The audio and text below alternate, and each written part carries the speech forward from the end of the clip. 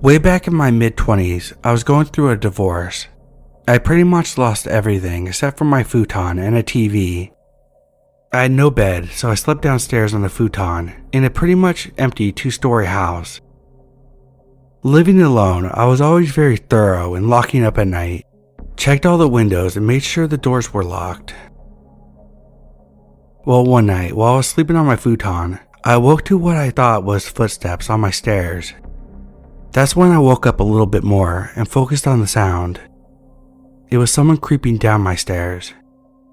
At that moment, I went to hop up and grab my baseball bat, but right then, I felt that I couldn't move. Sleep paralysis. I was fully awake but couldn't move. I could hear someone reach in the bottom of the stairs and start walking towards the living room where I was laying. The way I was laying, I couldn't see the doorway, but I could hear them step inside the room and then stop. By now, I was panicking, trying to move or yell or do anything to defend myself. Then I heard footsteps leave the room and walk into the kitchen towards the back door. Then silence. Slowly, I am able to fully start to move. I sat up, heart racing, listening intently. Nothing. So I must have been dreaming. I was still shook from this, thinking that someone was in my house, so I decided to get up and get a drink. When I reached the kitchen, I froze. The back door was wide open. I grabbed a kitchen knife and closed the back door, and once again, locked it. I searched the rest of the house, but didn't find anyone. Needless to say, I didn't sleep for the rest of the night. I bought deadbolts the next day. Nothing like that has happened since.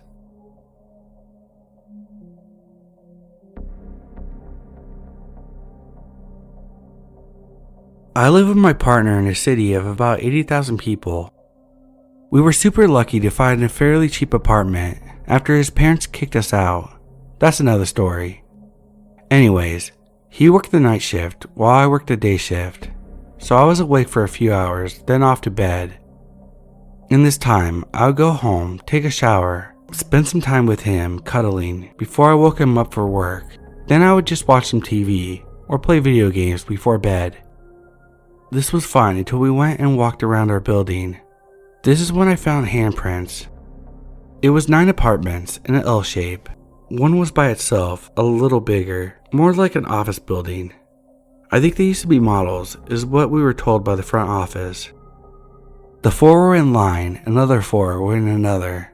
We were in the first apartment next to the separated one, so there was an alleyway type place between. I distinctly remember a night where it was raining, and I loved the sound, so I cracked a window a couple inches while I played Minecraft. We had a sheet over our window since we hadn't put up a curtain yet, so I couldn't see out and people couldn't see in. I started feeling an overwhelming sense of fear, and like I very much wanted to stay away from the window, but decided to close it and keep the lights on. I didn't look out at this time, but I closed it without putting my hands behind the sheet. If there was something there, I didn't want them to know that I was a small female alone at the time.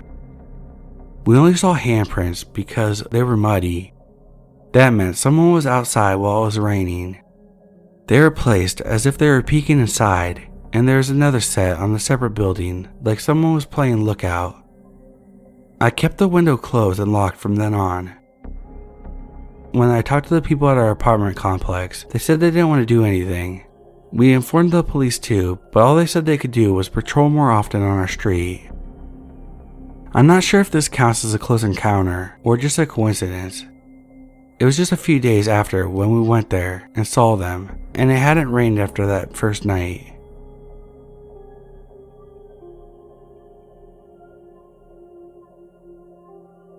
Just found this subreddit and I've had a great time reading everyone's posts.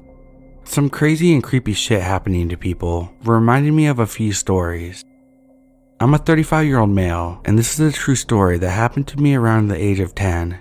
Still makes me feel uneasy. My parents were out of town, and my brother, who was 5 years older than me, was supposed to be home watching me. Yeah, that didn't happen. So he's out doing God knows what, while I'm home alone watching TV in the basement. There are 2 windows in the living room of the basement. It probably didn't help that I was watching America's Most Wanted and freaking myself out. Suddenly, I hear the gate in the backyard open, which is very near me in the house. I think, that's odd. Why is my brother coming around the back? This is long before cell phones, by the way, so I can't text him to see what's going on. I see these massive feet, huge boots, slowly walking by the first window closest to me. I immediately feel uneasy. I turn off the TV so I can hear and see better. My heart is pounding. I hear someone move along the side of my backyard, and now I see the same massive feet in the second window. They pause. I'm terrified. I wonder if my brother is pranking me, but I'm too scared to be mad, and the feet seem way too big. The boots keep moving.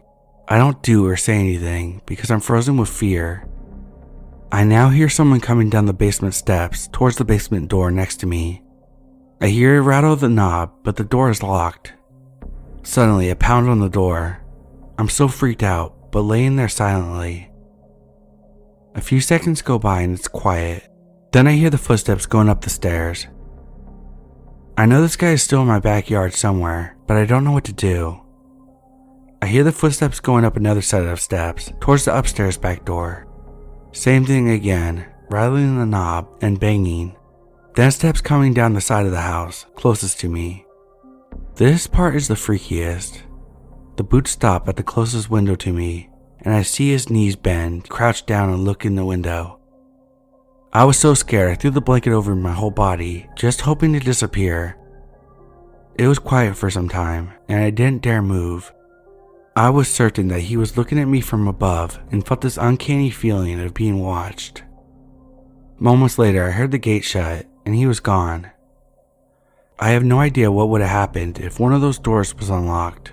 Also, I'm still pissed at my asshole brother for leaving me alone that night.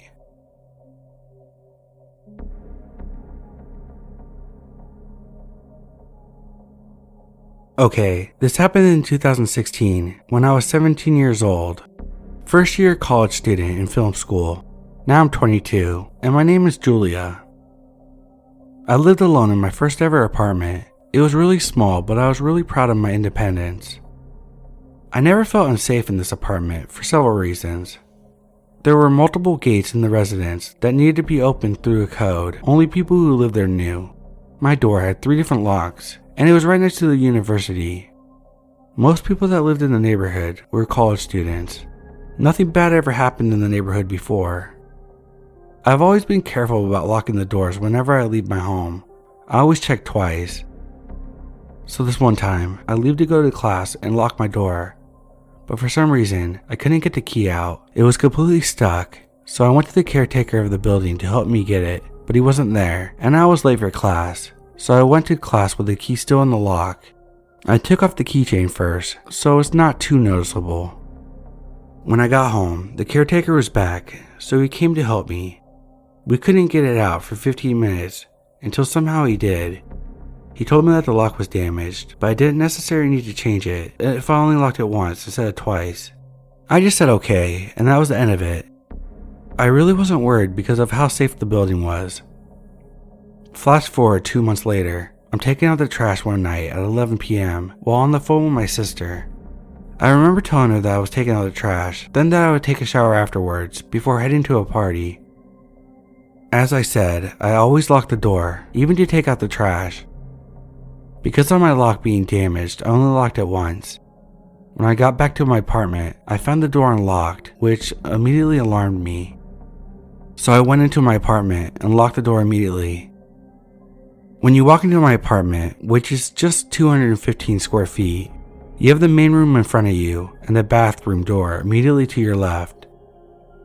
I had left the bathroom door slightly open, enough so you could see a man in my shower turning his back to me. Naturally, when I saw this, I tried to open the door and leave as fast as possible. Except my main lock was damaged from 2 months earlier and I couldn't get it open no matter how hard I tried. In this moment, all I could think of was the fact that I had to leave as fast as possible. I jumped out the window without really thinking. I figured it was the only solution, except I lived on the second floor. I had completely smashed my ankles on the landing. I started running whichever way I could, and when I got a little further from the building, I looked back and the man was there, at my window, watching me run away. I thought of 2 possible outcomes. Either this man was going to jump down and chase me, and I wouldn't get far with my twisted ankles, or he would just get scared of the height and being locked in my apartment. Thankfully, he picked option 2. I went and hid in a bush a little further and called the police, who arrived in just about 10 minutes because I live close to the station. They pushed my door open, and the man was just sitting there on my couch, holding a kitchen knife, waiting for me to come back, like he didn't think I was going to call the police. They arrested the guy, and later told me that he had already been arrested for sexual assault, rape, attempted kidnapping, and attempted murder. They also told me how everything had happened. Like I said, it was a friendly neighborhood with mostly college students. So he got inside the building by other people holding the door open for him. He then heard me telling my sister that I was going to take a shower, which is why he was waiting for me in the bathroom. He picked my lock while I was taking out the trash. He had apparently noticed me on the school campus and followed me to my house several times before succeeding to actually come in. I don't live there anymore, but after that, to get into the building, we need identifications proving that we live there. Building IDs were created, and you had to scan them every time. It was the only way to go inside the building. Nothing bad ever happened in the neighborhood after that. It's back to being very peaceful and friendly.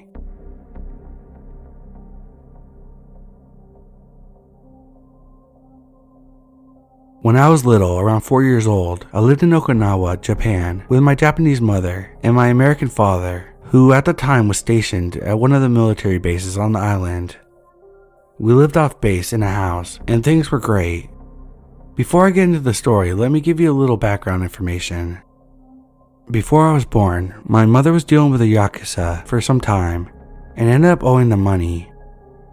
She managed to get out of the situation without paying them when she got with my Marine father, and the Yakuza never would hurt Americans, so my mother knew that she would be safe as long as she was with him and on the military base.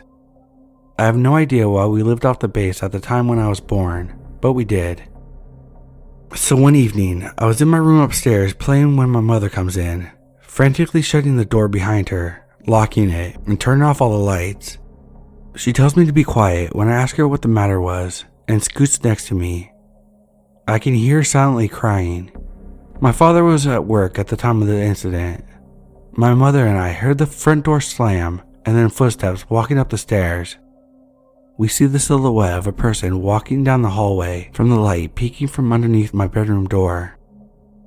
My mother, who was panicking like crazy and praying in her mother tongue, gets a hanger to use for a weapon. At this point, I'm crying like crazy. The doorknob starts to jiggle and jiggle and jiggle until it stops. We believe they're gone now, but we did not dare leave until the police came, and that's all I remember. As an adult now, it took me years to put the story together. My mom still denies it like she does when I ask her about certain parts of her past. My dad doesn't even bother answering the question and just disregards it. I know what happened, and even if it wasn't the Yakuza, someone other than my father came into my house and tried to get in my room. Thankfully, they didn't.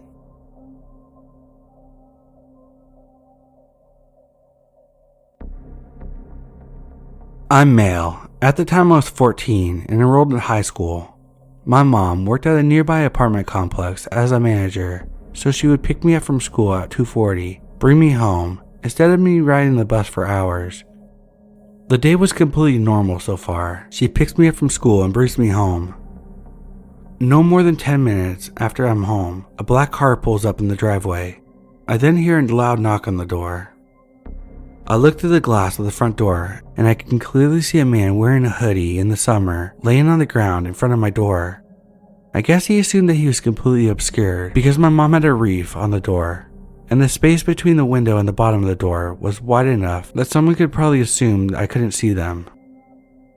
While I saw him, I ran and grabbed the house phone and called the police from the kitchen where I could see the car. I had a machete. I was a teenager that thought swords and stuff were cool. Don't judge me. I waited around the corner of the door while still on the phone with the police. At this point, the man knocks again, so I took matters in my own hand. I yelled as loud as I can, "Leave now or I'll fucking kill you." I had a pretty deep voice for my age, so I guess he thought I was a full-grown man. This man got up and hauled ass like an Olympic sprinter. So about 3 minutes or so pass and the police get to my house.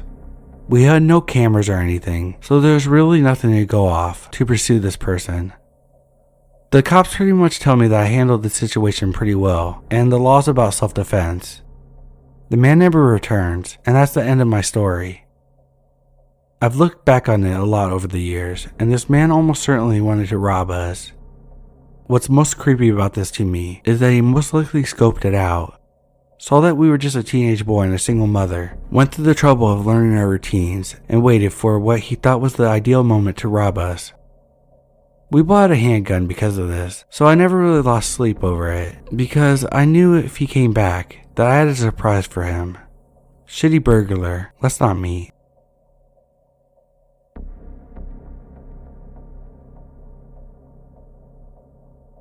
This is something that happened to my family and I in 2007 or so. I was 10 years old then. My parents' house is quite big. It has 2 floors and is situated in a residential neighborhood just outside of the big city. It's an upper class, very chill and incredibly boring neighborhood, but pretty safe. One night before going to bed, my dad went to go check if the front door is locked, but must have been very tired that night because instead of locking it, he unlocked it. At the time, my grandmother was living with us, and her bedroom was the one on the ground floor. My sister and I, as well as my parents, had our bedrooms upstairs. As you walk through the front door, you step into the hallway, which leads to my grandmother's bedroom on the left, and also the kitchen next to it. If you make a right, you walk into the living room, where you can go upstairs onto the other floors. To get into the living room, you have to take a big step downwards, like you go down the stairs, but there's only one step. In the middle of the night, my grandmother hears a loud bang. She gets out of her bedroom and looks around to see what happened. No one else heard this. At first, she couldn't see much because the only source of light was the moonlight shining through the windows. The light switch was all the way across the living room, right next to the staircase, so she had to walk through the living room to turn the lights on. For some reason, she didn't turn the lights on and decided to walk up to the couch that was in our living room because she could see someone laying on it, but she couldn't figure out who it was. She thought my mom must have been in an argument with my dad, and she came downstairs to sleep on the couch. It wasn't my mom, it was a stranger. The loud bang she heard was the person falling off the step that landed onto the living room floor. You wouldn't expect it being there. You would just think that it was flat ground, so they fell pretty bad. It just didn't cross her mind that it could be someone who broke into our home. Who breaks into someone's house and decides to sleep on the couch? It's so random. So my grandma goes up to the person, touches them gently, and asks them what's going on, why she's sleeping there and not in her room, thinking that it was her daughter, my mom. The intruder is a woman around her 50s. She mumbles some random words, and my grandmother realized immediately that the woman trying to sleep on the couch wasn't my mom. She also reeked of alcohol. At this point, she goes upstairs to my parents' bedroom and tells them that there's a stranger sleeping on the couch in the living room. My parents freak out, and my dad proceeds to take his sword off the wall. My mom was hanging on my dad from behind as he slowly walked downstairs with the sword in his hands. He tapped the woman with the sword while she was still laying there. She was drunk out of her mind. He started shouting at her, asking what she was doing in her house. She was barefoot, and it was wintertime, so she must have walked through snow without shoes. At this point, my dad realizes that it's just a homeless person seeking shelter as it's very cold outside, and she wasn't properly dressed for it. She was so scared and was begging my dad not to hurt her. They eventually called the police, and they took her with them. I don't know what happened to her after that, if she was arrested or not, but I never saw her again. My sister and I slept through this mess, which is a bit concerning, and our parents told us what happened the next morning. It was a bit unnerving thinking that if my grandma wouldn't have heard the loud bang, who knows what this woman would have done while we were all sleeping. So when I was younger, middle school, I had just came home from school. I ate, studied, and then had to go to my English class. I'm Greek, so English is my second language. Before I left, I removed my bed sheets and prepared a new set for when I came back and changed my clothes. I had left my new bedsheets and old clothes on my bed. When I left, there was no one home, and until we came back, no one had been in the house. So we returned, and I go into my room only to find out that all my clothes and bedsheets were gone. At first, I just thought maybe I didn't remember correctly, and I had put them in the laundry. So I checked, and they weren't there, nor were my bedsheets. We checked the house for days and couldn't find a trace of them. We ruled out the possibility of a thief because my PSP was on my desk in plain sight, and it was still there when I returned, and nothing else was missing. Flash forward a couple of weeks, my mom discovers that a set of her bedsheets are missing too. Again, same deal. It was there and then it wasn't. So to this day, we still don't know what happened or found those clothes. Not very creepy, but it's very weird and puzzling.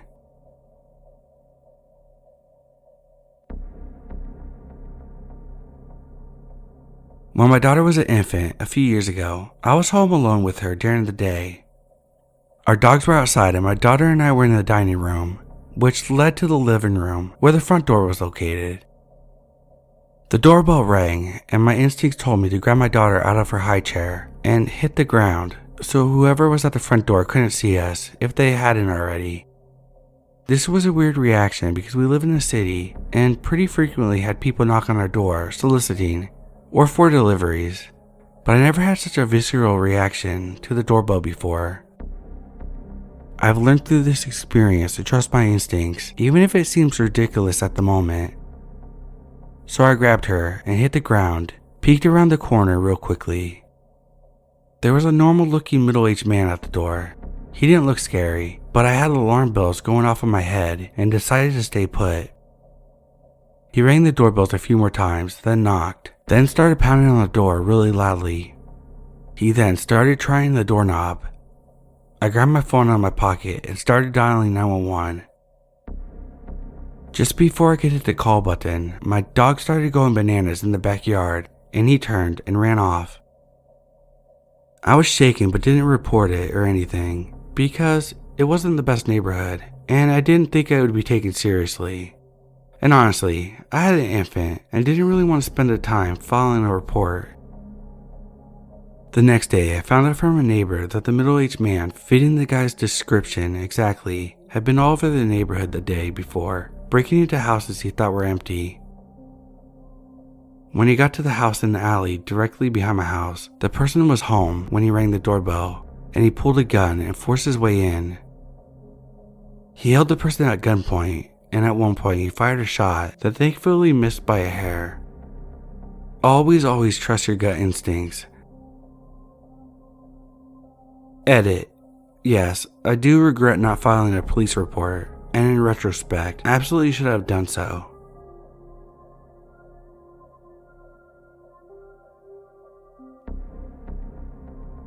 This happened yesterday.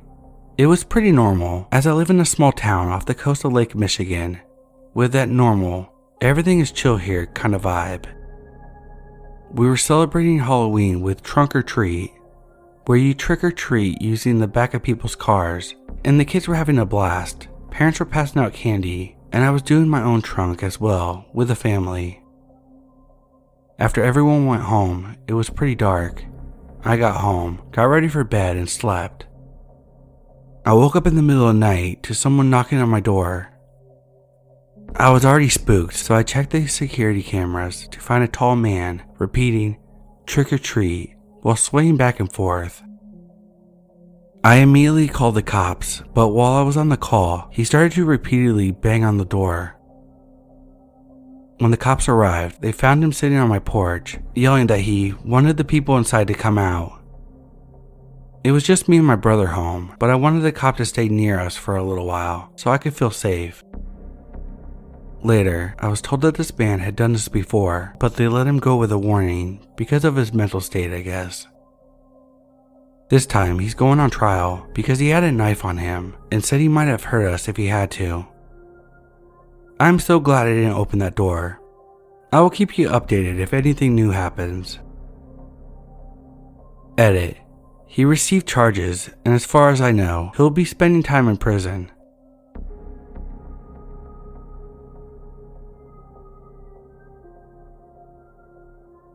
When I was 11, my grandma had a friend from work who always gave me a weird vibe.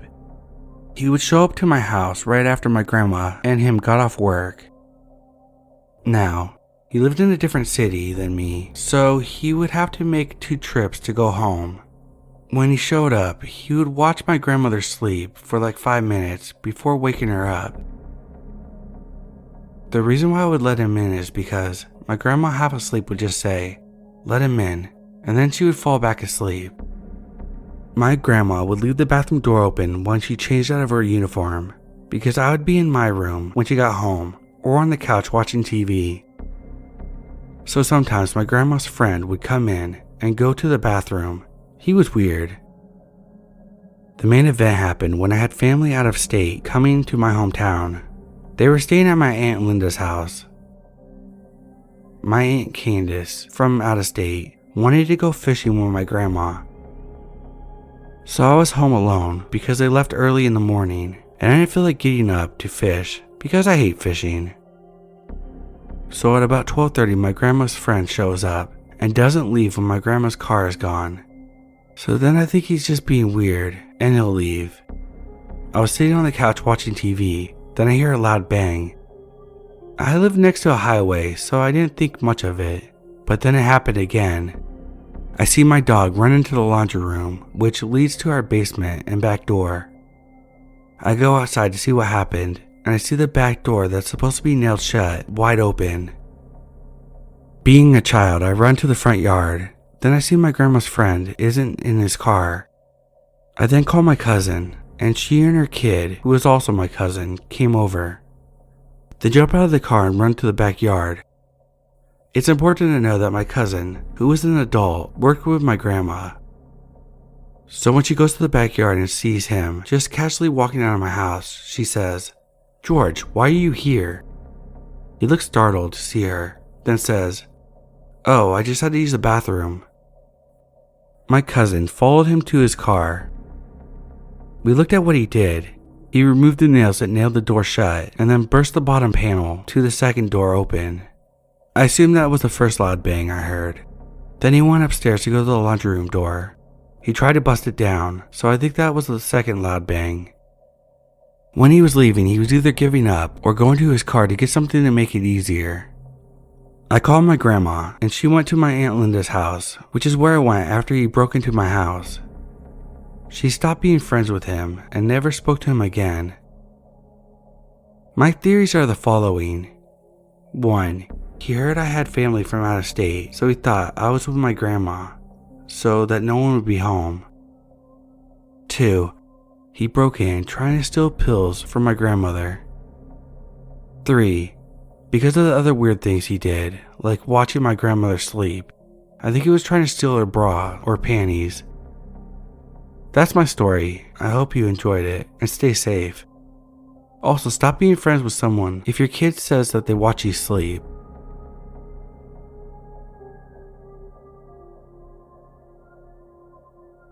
I'm a 30-year-old female. This happened a few weeks ago, but I've reflected and would like some advice. I was working from home while my husband was working night shift. Got a big dog chilling downstairs. He's very security aware, but not aggressive. I came downstairs around 9 p.m. to hear, "Hello?" My dog is growling at the front door. Me being a stupid idiot decides to open the door a crack and peep at whoever's yelling up a fucking storm. Dog behind me. It's some weird hippie-ish looking lady. "Oh, I just moved around the corner. Aren't all the neighbors horrible here?" No, we love living here." "Oh." At this point, a beautiful chocolate lab appears out of nowhere from behind her and barges my door open, proceeds to have a sniff and wander into my living room. And this is where I fucked up. "Oh, Coco, come here, silly girl. Oh, isn't she cheeky?" No worries. Come in and get her." The lady then sits her ass down in my hallway. I get the lab out of my living room. Well, here she is. What a sweet girl. For context, my dog was in love with Coco at first sight and was being very gentle, no barks. Long story short, the crazy lady would not be moved. I spent 20 minutes trying to get her out of my house.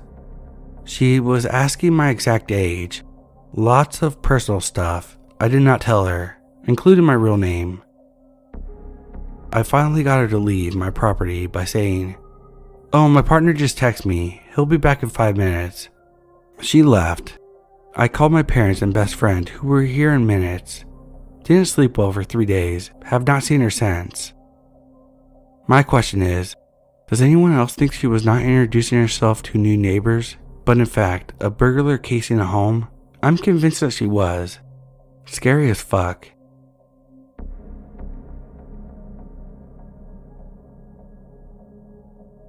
I'm a 36-year-old male. This is many years back when I was still a young teen, around 14 years old. I remember being done with my homework and playing on my Nintendo 64 in the living room. I lived in a somewhat small apartment, which was technically a refurbished basement of a building. The front door started at the living room, where the TV is located. The TV faced inward, so that meant I would be facing the door at all times, whenever playing video games. Anyway, when the front door moved, I noticed immediately. I muted the TV and crept towards the door, positioning myself right in front of it. The door started inching itself open, as if someone was trying to push it open, slowly. After a few seconds, I slammed the door shut and locked it. I heard rustling noises and some jingling sounds. It sounded like either a dog shaking itself dry with some chains on, or a person shaking a bag of keys. I was ready to push back with all my 14-year-old might. Luckily, whoever it was on the other end of the door stomped up the stairs and out the apartment main entrance. I don't know who that was or what they wanted, but I'm glad they didn't try to break in again. I feel quite lucky that nothing else came out of it, but it's still unnerving to think about.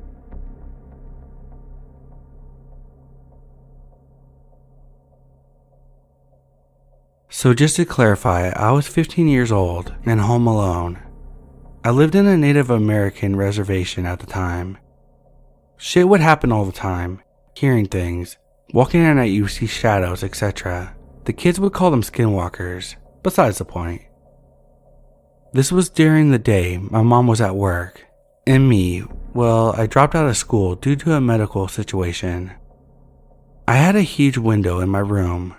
I'm talking wide, took about a whole section of the wall, just enough space to fit a vanity and my TV on both sides. I was chilling, smoking weed, walking around my room. I showered at one point and changed.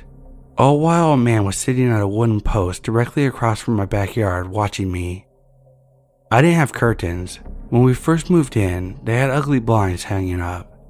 I tore them down and put up really cool blankets. During the day I would tie them so the light would come in. Arizona is a beautiful state, so to see the desert every morning along with the sunrise is amazing. Hours pass and my mom comes home, and we go to Taco Bell. I vividly remember being on Twitter in my room eating cheesedillas when suddenly a light in the hall went off. So I was like, okay, it's my mom. But then my door opened slightly. My mind was racing at that point. It was 9:30 at night and the lights were off in my room. The only light was my phone. I start calling my cats names. We had 3, and that's when I see him. A tall man, red baseball hat and jeans. I was going through a hard time, so I had a depression pit and started screaming and throwing hangers and empty soda cans, screaming for my mom. Her room was right next to mine. She comes out and flips my light on, and there's no one there. I'm telling her to call the police. There's a man in my room. My mom gets her switchblade from her room and walks through every room upstairs until we look down into the living room from our balcony. We see blankets from our guest room on the floor. Then my mom looks at me and says, "Stay back." Being that it was my mom, I held her hand and we ended up downstairs in the office room where the window was wide open. To cut to the end, the man was arrested for breaking into another house, and when asked about me, he was ready to kidnap me and had been watching me. The neighbors called 911 because they saw him trying to get into our gated backyard. My mom saved my life. If it would have happened a few hours before, I don't know how it would have ended.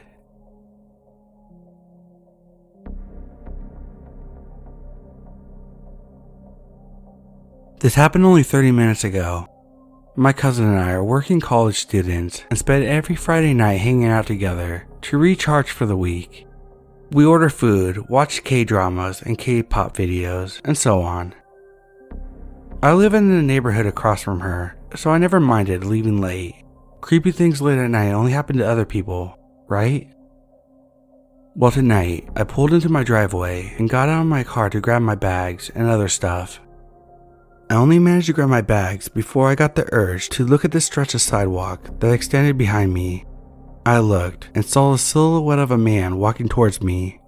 Mind you, it's 11:30 at night. I was alone. This man was only illuminated by a streetlight. I went into panic mode. I only had my bag in my hand, so I left everything else in my car and bolted in my open garage. I had not even locked the door to my house before I closed the garage door behind me. I made sure everything was locked and my home alarm was on before I peeked out my front window to see if he was there. Thankfully, he wasn't. What really scared me was that this man had his hand in his pocket. My mind instantly went into, if he has a knife, I'm gonna die tonight. Now, I'm not really sure if my mom was making up this detail or if it really happened in the moment, but I will include it anyway. After I closed the garage door, I heard laughing and then a light tap on my garage door, like someone was knocking on it. When I got into my house, my entire family was asleep, so the laughing couldn't have been them. In my mind, it must have been him. Looking for a fully equipped self-defense keychain as we speak.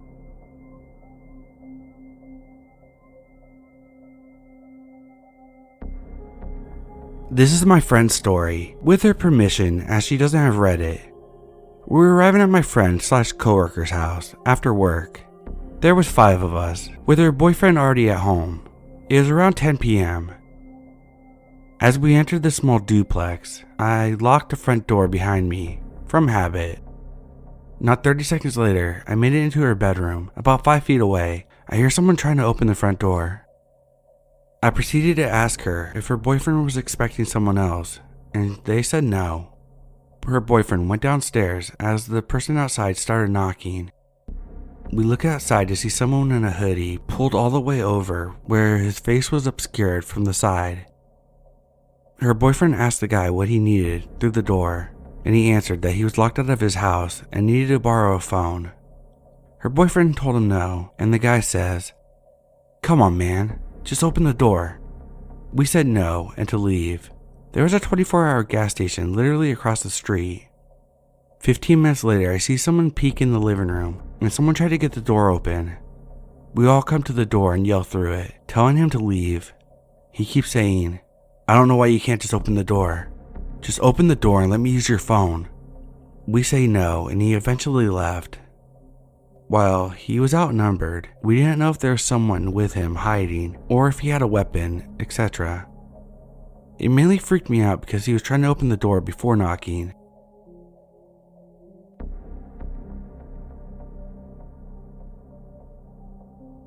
This happened minutes ago. It is 12:16, and it's worth noting that I'm a very small woman, just over 5 foot and about 120 pounds. It's also worth noting people frequently think that I'm in my teens, despite me being much older than that. My husband Phil is in the ER right now, waiting to be transferred to a hospital.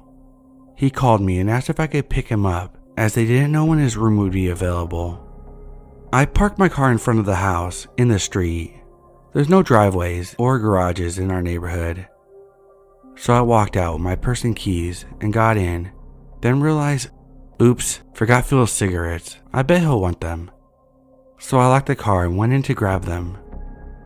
Upon returning to my car, I saw a light coming up the street towards me, kinda slowly, and got this immediate thought of, get in and lock the door and don't move. So I did just that. A car with one headlight pulls up slowly next to me, so much so that I thought they were gonna stop to try to talk to me, sending me into mild suspicion. I saw the silhouette of the driver turn and look at me as I crept by. They very slowly made a right turn and my gut said, "Do not move." So I stayed. As they pulled away, I noticed that they had no license plates. Seconds later, they had circled the block and came to a slow crawl behind me again and stopped at the stop sign. I have the corner house, and the stop sign is right behind where my car is parked. They stayed for a few seconds and then went straight. I still didn't move. Something felt sketchy. They turned around in a cul-de-sac and stopped at the stop sign that faces the one behind me.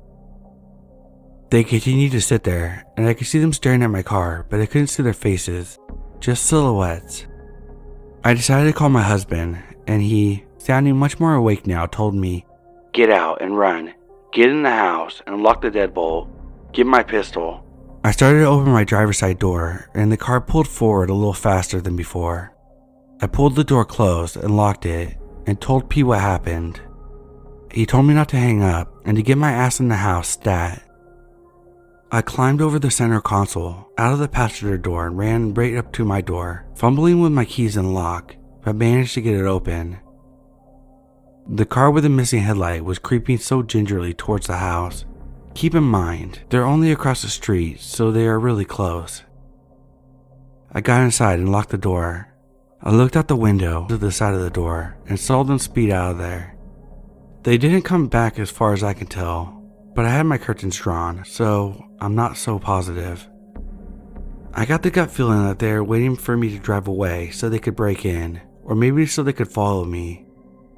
Perhaps I'm just being paranoid and they were lost, but my gut feels they weren't innocently looking for something.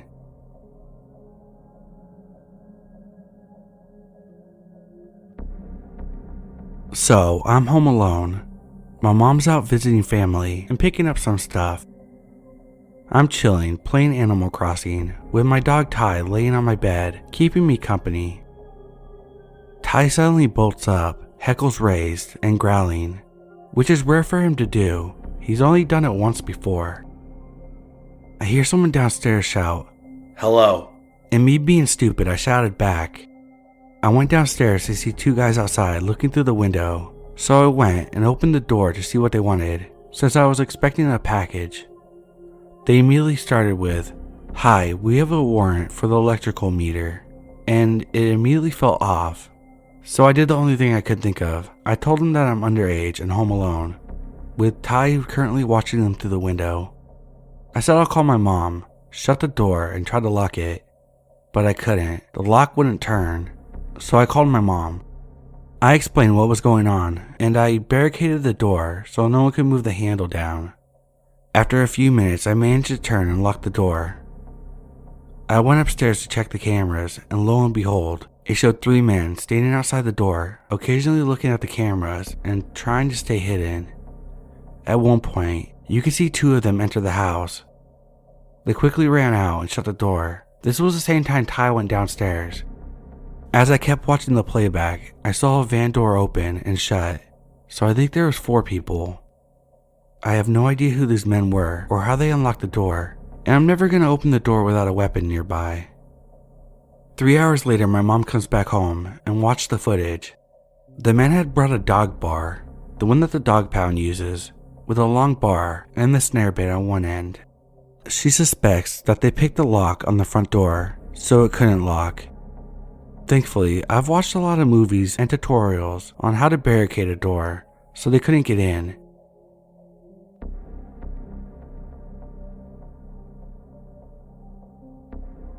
I'm an amateur artist, and I've been working on Inktober, an art challenge, most evenings this month. The challenge is to post an art piece a day, so I'm doing some of it in advance. Basically, I've got quite the setup in my dining room right now, with all my materials. I've been working late into the night the past few nights. Since Friday and Saturday night, I don't have to get up for work early the next day. The dining room of my house is connected to the living room, with the living room at the front of my house, and the dining room in the back. My mom is getting new curtains in the living room, so currently there are no curtains on 2 of the windows, except for one that she was testing out, but even that is pretty sheer. My house is in suburbia, and it's on a T road, with my house on the top of the T.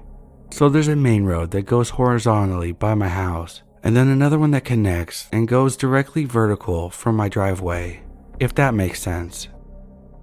We're in the center of my neighborhood, so we don't get much traffic by our house, as it's not a main road that people would use to cut through if they didn't live here. I also live across from a small park, so there isn't a lot of light out at night, other than our house lights, neighbors' lights, and a single street lamp.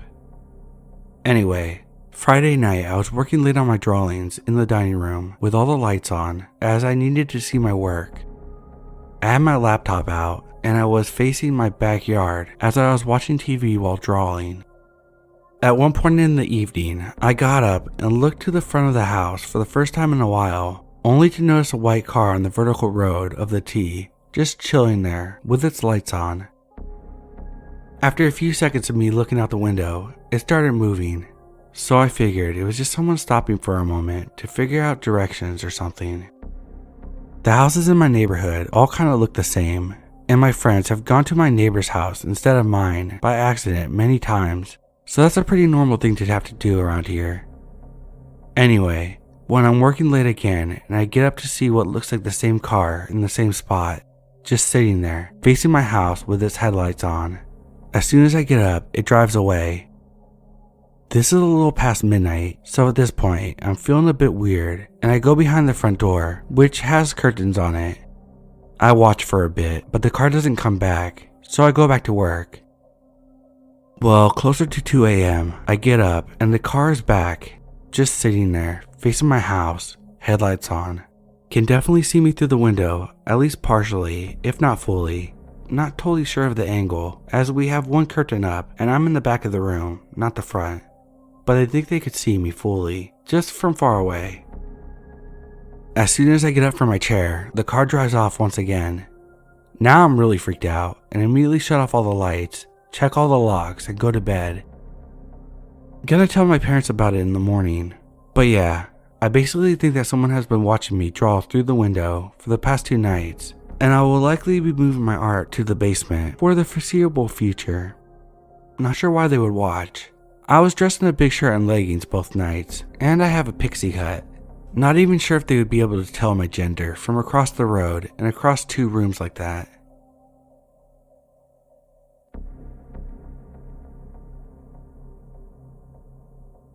This is actually a true story. It just happened, and I'm typing this out now because I need to process how insane it was. We had a Halloween party this year. It ran pretty late, and the last few people were leaving around 3 a.m. I was chilling out front, and a dude that no one knew was sweeping up cans and cigarettes everyone left outside. I live in the city, so this isn't uncommon. He wasn't homeless, but he was clearly down on his luck and looking for tips. I didn't have any cash, but my roommate Mike ran inside to grab change for him. It ended up only being literal change, but I hung out and offered him a cigarette and chatted with him. He told me he was pretty much on his last chance. It's hard to get a job on parole. He's just doing whatever he can. He told me not too long ago, someone working at a pizza shop said that he could sweep their sidewalk, and all they gave him was a quarter and a soda for his efforts. Everyone else was gone, just me and sidewalk dude, so I go out for bed. I'm still pretty hyped from the party, so I'm just laying on my bed with my phone for a while. About 30 minutes later, I hear a voice inside my house downstairs. "Mike, you got that soda?" I went downstairs and immediately saw that the door from our kitchen to our mudroom was closed. There's a door from the mudroom to the outside. No one ever closes the mudroom door. It's literally never closed. I went upstairs to get back up, walked to the mudroom door, and said I was going to open it and that they could just leave. Eventually, I got the courage to open it and no one was there, but the door to the outside was wide open. I closed and locked it, went to the front door and made sure it was locked. When I jiggled the doorknob, I heard the sidewalk guy say, "Still here, just sitting outside." I don't know what would have happened if I had not heard him. But the reason why this freaked me out so bad was that he said, "Mike, you got that soda?" After telling me the story about the shitty person asking him to sweep and only giving him a quarter and soda, when Mike had just given him change. Also because he was in my house.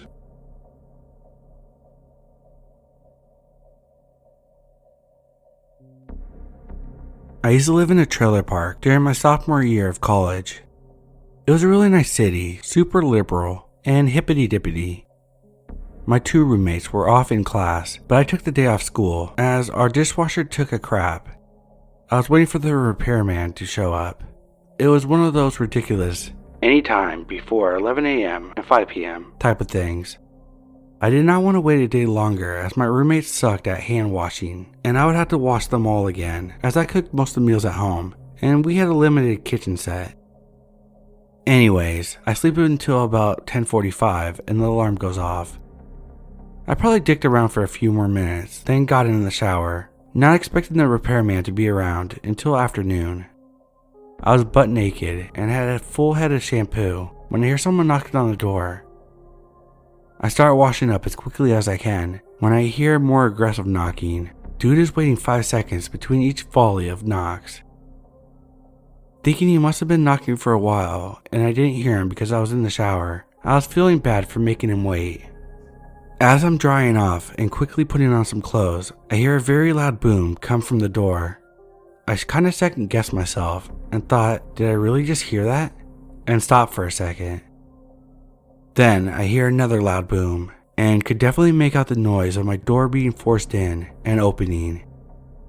I thought about going into my room to retrieve any of my 3 guns, and then realized that they were still on their cases after my last gun range day with the locks on them. I was almost smiling at the irony of all my preparations for this scenario and got caught lacking the day that it all mattered, naked and afraid. I heard someone call out, "Hello?" and decided to meet my maker in a t-shirt and towel wrapped around my ding-dong. I figured if there was a fight coming, maybe they would second guess getting half-naked washed nuts rubbed all over them. I walked down the hallway and leaned out the kitchen, which has vision of the front door. My door had been smashed in alright. The wood frame was shredded. I caught a gaze of a scrawny man, about my size, 5'10", holding a sledgehammer, standing just beside the ruined door. He honestly looked just as surprised as me, and says, "I'm so sorry. I didn't think anyone was home," and then fucking bolts away. I'm as confused as can be, just looking at the smashed door half naked like an idiot. I finally throw some pants on and go outside to investigate, but it was far too late to catch this culprit. My door had 2 huge dents in it, but it held up. Just the frame had been beaten in and left 2 gashes, one where the doorknob was and one where the deadbolt was. I had suspicions that it was not a burglar, so I called my dad and asked him if a repairman he sent had just come by and explained what just happened as best I could. He said he would call me back. I get a ring from him a few minutes later while I'm seeing if I can salvage the door, and he sounds livid. The contractor they sent was mistakenly told that the job was for an asbestos test, typically what has to be done before the trailer is taken to the dump.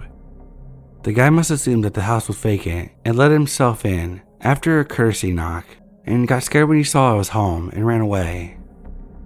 The part that made my dad angry was that they tried to say that we had to pay for the damages for some smooth brain reasoning the greaseball manager came up with, and ended with a "see you in court" from my dad. He told me to photograph everything so we can use it as evidence, and he would drive over to help me fix my door as he was only about an hour drive away. It all ended with the contracting company deciding to cough up $200 instead of going to court. And the cherry on top was they sent the man that beat down my door to give me the most awkward and rehearsed apology. I was reminded of the story as I drove past their office today and saw their doors were shattered and everything was gone. Hopefully they're out of business and no longer sledging doors in for a surprise asbestos test.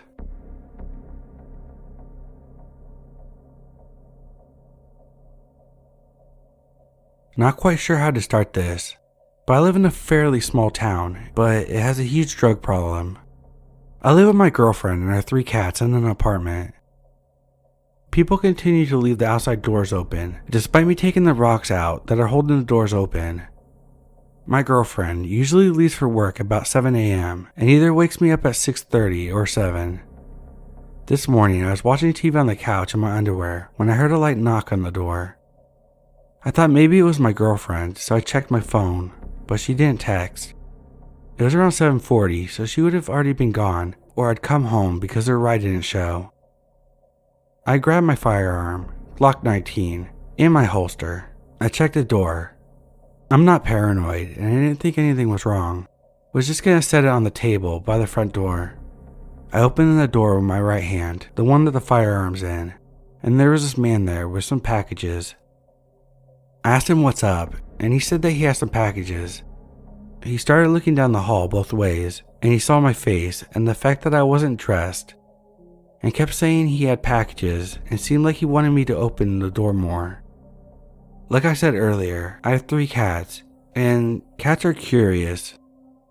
One tried to get out and I grabbed it with both hands and moved her back in. I guess the guy saw the gun in my hand and suddenly changed his tune. Oh sorry, wrong apartment. I got the wrong place. Even though he had been there for a few seconds, and we even made eye contact a few times. One thought I had when I saw him first was, oh, delivery guy. Then I remembered they leave all the packages by the mailbox. Super weird.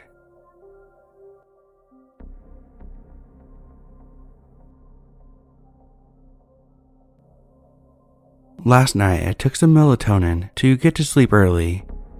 I have an American bulldog who is scared of everything, so I don't think of her as my protector. I feel that I'm her protector, and I'm fine with that. My boyfriend works late, so she usually barks when she hears the garage open. At 10:55, she starts going crazy. At first, I told her to go back to bed. Then I heard my doorbell go off and excessive knocking. We never use our front door. Not once have we ever entered through our front door. We use the garage. My first thought was that my boyfriend's garage opener must be broken or something, but I had no calls or texts from him. My dog was going insane. We live in a gated community, so I don't feel unsafe ever. I go down and my dog is with me. I can't see through the peephole because I'm really short. I heard someone scream, "Help me," and then they started knocking and using the doorbell. I thought it was my boyfriend just playing a trick on me. We have one of those hotel locks on the top of the door, so you can open it 2 inches without really opening it. I unlocked the deadbolt and doorknob and opened it. A man was saying, "Help me," and then started jerking the doorknob. I screamed, "What do you need help with?" He wouldn't speak and kept jerking the doorknob while my dog sounded the meanest I've ever heard. I slammed the door with all my strength and locked it back up. I yell, "I'm calling the cops." While on the phone, he's still ringing the doorbell and beating at the door. 911 heard it. I felt bad because I wasn't sure if he was hurt, but why wouldn't they say something when the door was open? Why didn't my dog's bark faze them at all? He was still beating on my door until the cops got there. When they get there, I see them put an elderly man in the back of the car. I found out that it's my neighbor across the street that I've never met before and had barely seen. Apparently he has dementia and got out of his house. I have a feeling of such guilt for calling the police and scaring his wife. I also felt stupid for how scared I was. I watch a lot of crime shows, and my boyfriend has an important job and sometimes isn't home until 4 a.m. So immediately I thought someone was watching me and knew I was home alone. But it was scary, and now I feel dumb and feel like if it was someone to hurt me, I did the wrong thing by opening the door, even though it still had that lock on it. I keep trying to tell myself that I did the right thing, because what was I supposed to do when all I knew that a strange man was at my door, acting erratically and trying to get into my house. I feel bad for his wife and that the cops made him take an ambulance to the ER to get checked out. Anyways, that's my creepy encounter for 2022, and hopefully for the rest of my life.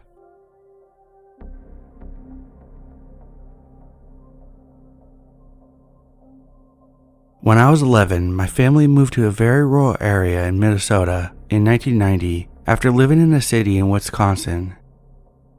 We were surrounded by cornfields, and it was about 45 minutes to any larger town or city.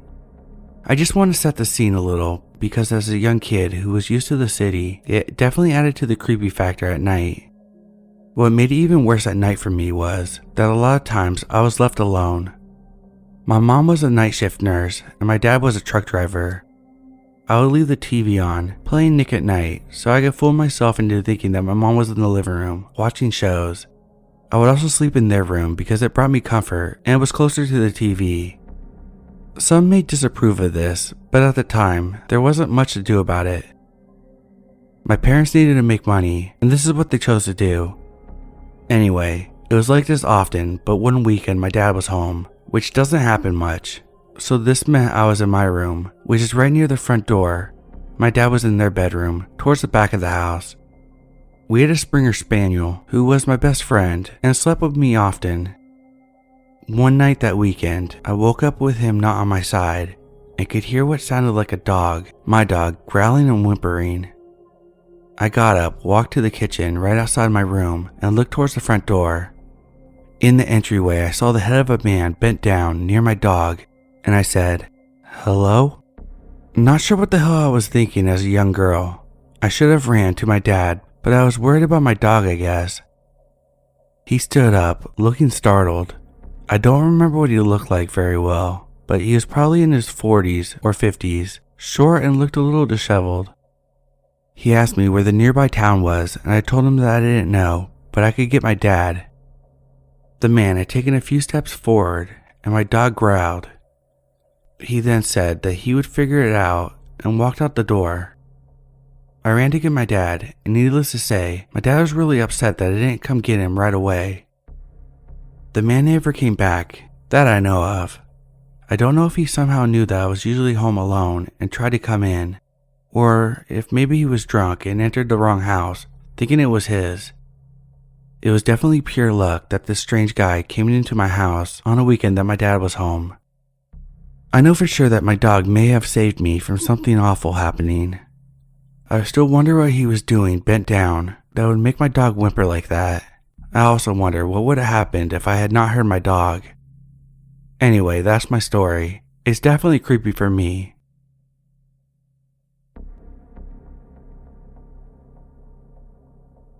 Some background information, as it's somewhat important.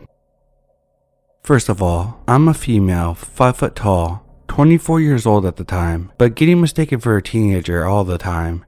Baby face, teeny frame. Second of all, I live in Europe, so no guns for me. Enjoy. So this encounter took place a few years ago.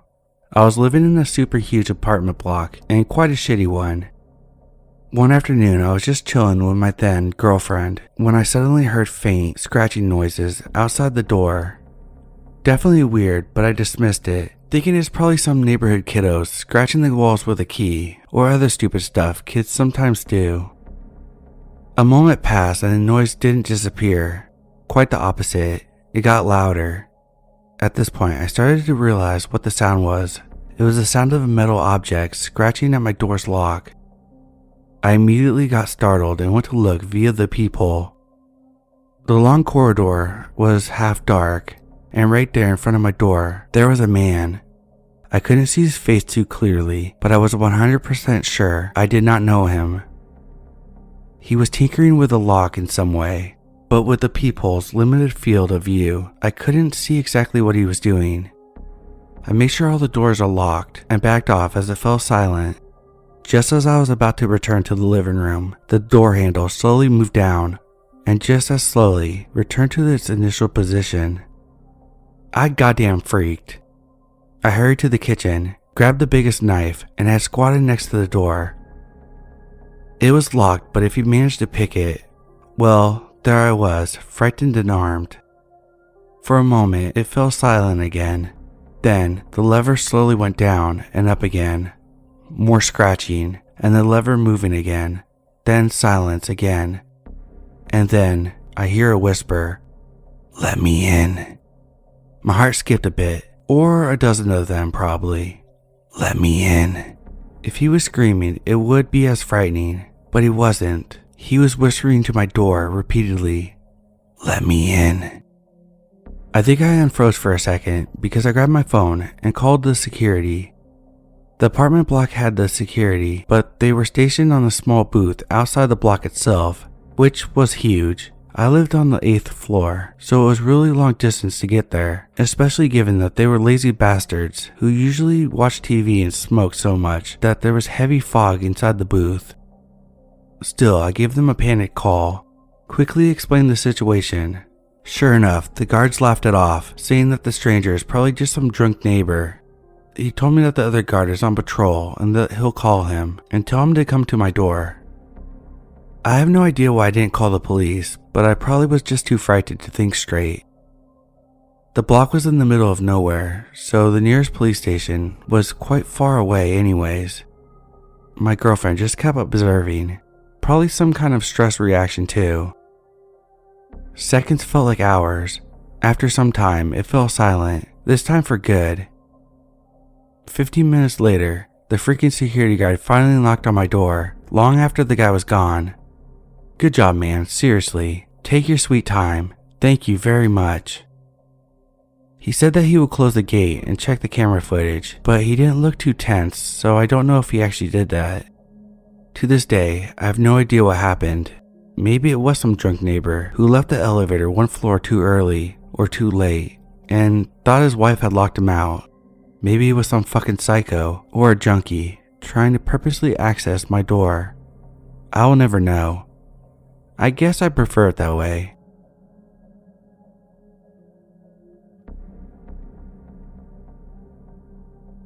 Growing up as a teenager, it was just me and my mom that lived together. An important part of the story is the fact that our house was in the country, about 40 miles away from the big city we lived close to. When I started high school, I went to a private high school in the big city, and my mom also worked in that city.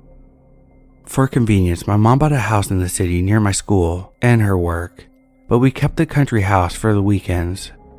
It's also critical to know that this country house was in some fancy pants gated, secured, and patrolled neighborhood. It was a 2-story house, and we never went upstairs. The upstairs was an informal living room, a bar, a bathroom, and a game room. There just wasn't really any reason to go up there. Also, the downstairs dining room and formal living room were absolutely 100% off limits. I was never allowed to walk in there or go there unless it was a hosted dinner like Christmas or Thanksgiving. It was oddly kept like a museum. I never really moved into the city house. I kept all my clothes and belongings in our country house because we had all of our animals at the country house. I would drive home every day after school to do my homework, feed the animals, watch TV, and do shit around the house. After my homework was done, I would pack an overnight bag of clothes for the next day at school. Then I would drive to the city house. We did, however, spend all of our weekends back at home at our country house. One day I came home after school and I'm putzing around the house. I finished my homework and animal duties, and I go to pack my bag for the next day at school. My dresser drawers were really messed up, and things weren't really folded. It looked as if someone had been rummaging through my clothes. I honestly thought I must have messed it up the last time I had packed clothes. I go to leave the house, and there's a crystal bowl turned upside down on the living room tables. I'm honestly shocked I even noticed, but I did because everything in that room was kept in museum quality. I thought it was odd, but didn't think much more of it, and left to the city house. The next day, I'm back at the country house after school and finished my homework and animal duties. This time, my closet seemed a bit in disarray. At this point, I think, holy shit, my mom came home in the middle of the day to see if I had drugs or something in my room? Which I didn't. I wasn't into anything like that. However, when I was leaving the house, I noticed there was a second crystal bowl turned over right next to the first one, so this definitely stood out to me. I went into the room and completely surveyed it. Yes, for a fact, there were only 2 bowls turned over upside down. I drove to the city house and asked my mom if she went through my room. She denies it and asked me, "Do you think someone has been in our house?" I say no because, well, nothing was missing. Plus, in the back of my head, I'm thinking, it's in a gated, patrolled, and secure neighborhood. The third day, I go to school, and a girl a year younger than me at my private high school actually lives directly across the street from my country house. On the off chance we ever stayed the weeknight there, I'd always drive her to school with me. She comes up to me and says, We saw you leaving your driveway this morning. We flashed our lights at you, but it was foggy, so I guess you didn't see us." At this point, I'm definitely thinking it's my mom going through my room because my mom and I, at the time, drove matching white Mercedes. So I'm thinking my neighbor saw my mom's car leaving. I drive to the country house after school. Again, I walk in and immediately see a third bowl turned over. Chills cover my entire body. I'm walking into my room, bed sheets stripped, pillowcase gone. So many things from a bookshelf were missing. It was completely ransacked. I immediately ran outside of the house and called my mom and then the police. When the police showed up, my mom, who was driving to the house but still on the phone with me, asked me to go into her bedroom closet and look under the stack of jeans on the highest shelf. There was nothing there. It's apparently one of the 3 places my mom kept her jewelry. She started sobbing. She asked me to check under her underwear in her drawer. No jewelry there. She then asked me to check under her winter sweaters. Nothing there. She is hysterical at this point. She also asked me to check under the stove. Again, nothing. That's where she kept a heavy wooden box of silverware her parents brought over from Sweden when they moved to America. Everything that was considered valuable or heritage was completely gone. Every last thing. All of it. The security gate had 0 unauthorized visitors on their cameras and no other white Mercedes. The police did a full sweep of the house and identified a space in the upstairs game room where someone had apparently been living. There were also soda cans in the attic space that is accessed through a small door in the upstairs bar. Apparently, I had been coming home as a 16-year-old while someone or multiple people were living in our upstairs space and had been doing a full scope of the house and all the assets to steal. To add insult to injury, my mother died unexpectedly about 3 weeks after the robbery happened. The insurance claim my father had to make, who was entirely out of the picture, turned out to be $480,000. Now the worst part, I'm 16 years old. Remember how my neighbor saw a white Mercedes coming out of our driveway? The local police in a very small town that this county house was in tried to charge me with robbery and insurance fraud, assuming that I had took all the stuff from our house. It only lasted about 2 weeks, but was intensely brutal. I cried pretty much nonstop. It was unending tears. My mother had just died, and I was working with my lawyers to fight for my innocence.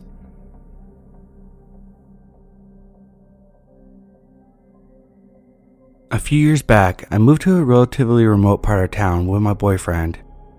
We owned a small section of land behind our home, which consisted of woods, a creek, and general shrubbery. I would take my dogs out there every day for walks, and one day came across what looked like a campsite where a homeless person would live. There was a basket full of sticks and what I assumed was being used for firewood.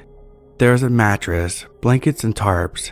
It looked relatively kept, so I assumed someone must have been actively staying there. I went off in a different direction and decided to stay away from that area. I told my boyfriend what I had came across that day, and we were trying to figure out what we should do to eventually remove the person, as this was our land and we didn't feel comfortable having someone camping out so close to our home. We sort of forget about it for a few months until one day I'm walking past the area again with my dogs and curiosity got the best of me, so I went to have a snoop. Once again, I found the same layout. There were some leftover food items and the remainder of a fire. I quickly left. That same night, as I was waiting for my boyfriend to get home, I was in the kitchen cooking and facing the window that looked outside towards the woods. That's when I thought I saw someone standing next to a tree, but it was so dark out and I have horrible eyesight, so I didn't try to overthink it. But then I actually started overthinking. Our home and property was fenced, and then about that little campsite I saw again today. I freaked myself out. Could that be the person that was staying there? I knew someone probably was, but didn't think that they would show themselves, if that makes sense. I carried on cooking and thinking on it, hyping myself up in a bad way. I kept looking around but couldn't see anyone, so I hoped it was just my anxiety and my overthinking. And that's when there was a knock on the back door. We had curtains covering the window on that door, so I couldn't see who was knocking, and I wouldn't be able to see from the window I was standing at either. I went to the door, moved the curtain. No one was there. The dog started barking at this point, which if you have dogs you know that when you are feeling anxious, them barking can freak you out even more. I was playing music and turned it off so I could hear better. The dogs were barking in the front room at the window, but I couldn't see anything. I shut the curtains fully, then calmed down the dogs, but I was feeling very uneasy. Suddenly, a noise came from the kitchen, like someone was jumping against the door. The dogs started going crazy again and ran into the kitchen. I went after them. The door kept jittering and moving. Someone was trying to get in. The pole that was holding up the curtain fell, and I saw the man wearing what looked like a white face mask, some sort of cover to conceal his face. He kept pushing on the door. I was hyperventilating at that point. If I left out the front door, he could run and get me in seconds. So I left the dogs downstairs and ran upstairs, locking myself in the bathroom. I felt so scared, and I was so scared for my dogs. I called the police and I could hear the back door keep being hit, and the dogs barking so loudly. I remember how I haven't even been able to tell the police my address before the noises stopped, and I could just hear the barking, but no more bashing sounds. I was momentarily convinced that he had gotten in, but surely I would be able to hear some sort of struggle. My dogs were 2 large German shepherds, yet I could hear nothing. The police arrived very soon after, and my back door was still intact. I spoke with them through the bathroom window as I was too scared to come down before they assessed the house from the outside. I had to calm the dogs down before I let them in, as the dogs were very riled up. I told the police about the homeless person who lived in the woods. They had a look in the area and couldn't seem to find anyone or anything suspicious.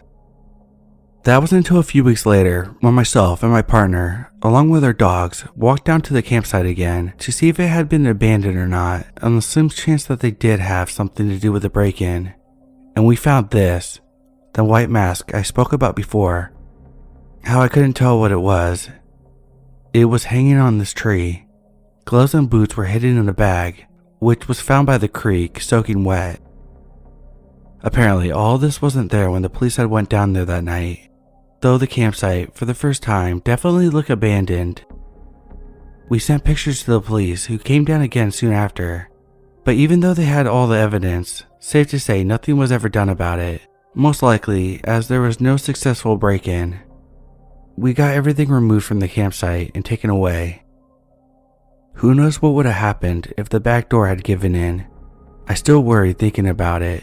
It's left me with a lot more unresolved anxiety than I ever had.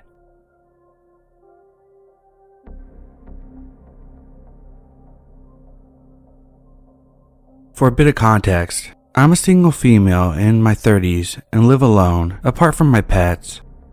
I'm on my own when it comes to my safety. So this happened last summer.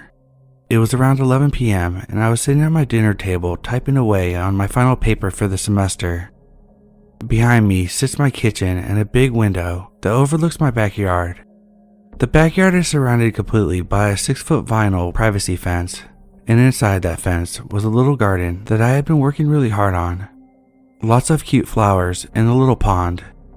I was proud of it and would leave the blinds open so I could take in all my hard work during the day. I was caught up in my paper that was due by midnight, and since it was late, the dogs were snoozing away nearby. My concentration was broken by a very sudden, very loud, and a very deliberate behind me. I froze completely, and it dawned on me that I never closed my blinds. All my interior lights were on, and we know how that works. Whoever was tapping could see me perfectly. Weirdly and inconveniently enough, my dogs who would normally bark at the slightest noise were still sound asleep. It took me about 5 minutes to muster the slightest ounce of courage to turn my head just enough to see my window and my peripheral,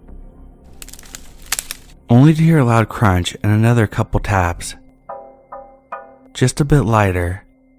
Nope, fuck that. No need to look. The last thing I need to see is a face pressed up against the window. To my left was a door to my carport, which led to the backyard. The handle was within arm's reach, and I wouldn't have to look at the window to open it. I called my dogs and they jumped up as soon as I turned the knob. I guess the watcher realized what I did. About 30 seconds passed and I heard a couple more crunches. Then a very loud thud. If you've ever heard a vinyl fence being smacked against, it's a bit distinctive, and I knew that they had jumped it. My dogs finally went nuts and ran to the window near the thud. Lights were off and blinds were closed, thankfully. I caught a quick glimpse of a leg disappearing behind the corner of my neighbor's house. I stayed up until dawn with my metal baseball bat and one of those giant sharp grill forks. With the fence on my dogs, I always felt safe. How did they get there so quietly? I'll never know. I lived here my whole life and have never had anything happen, so this has shaken me. Whoever that was wanted me to know that they were there and definitely wanted my attention. I've since installed multiple cameras and motion lights all around the perimeter of my house. It's been quiet since. I feel better, but the illusion of safety has all but disappeared.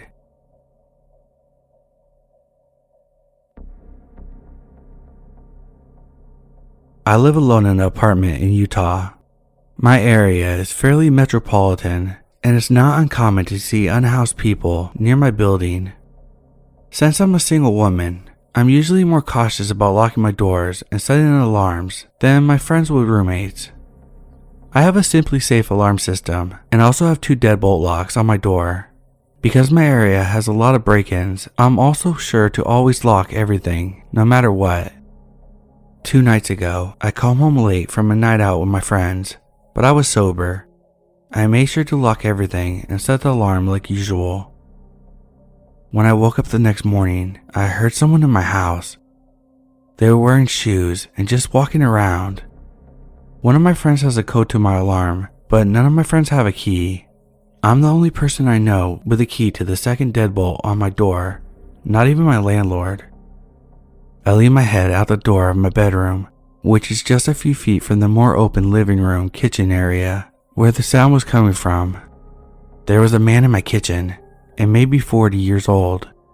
He was wearing a full suit and tie, but seemed really tired or drunk.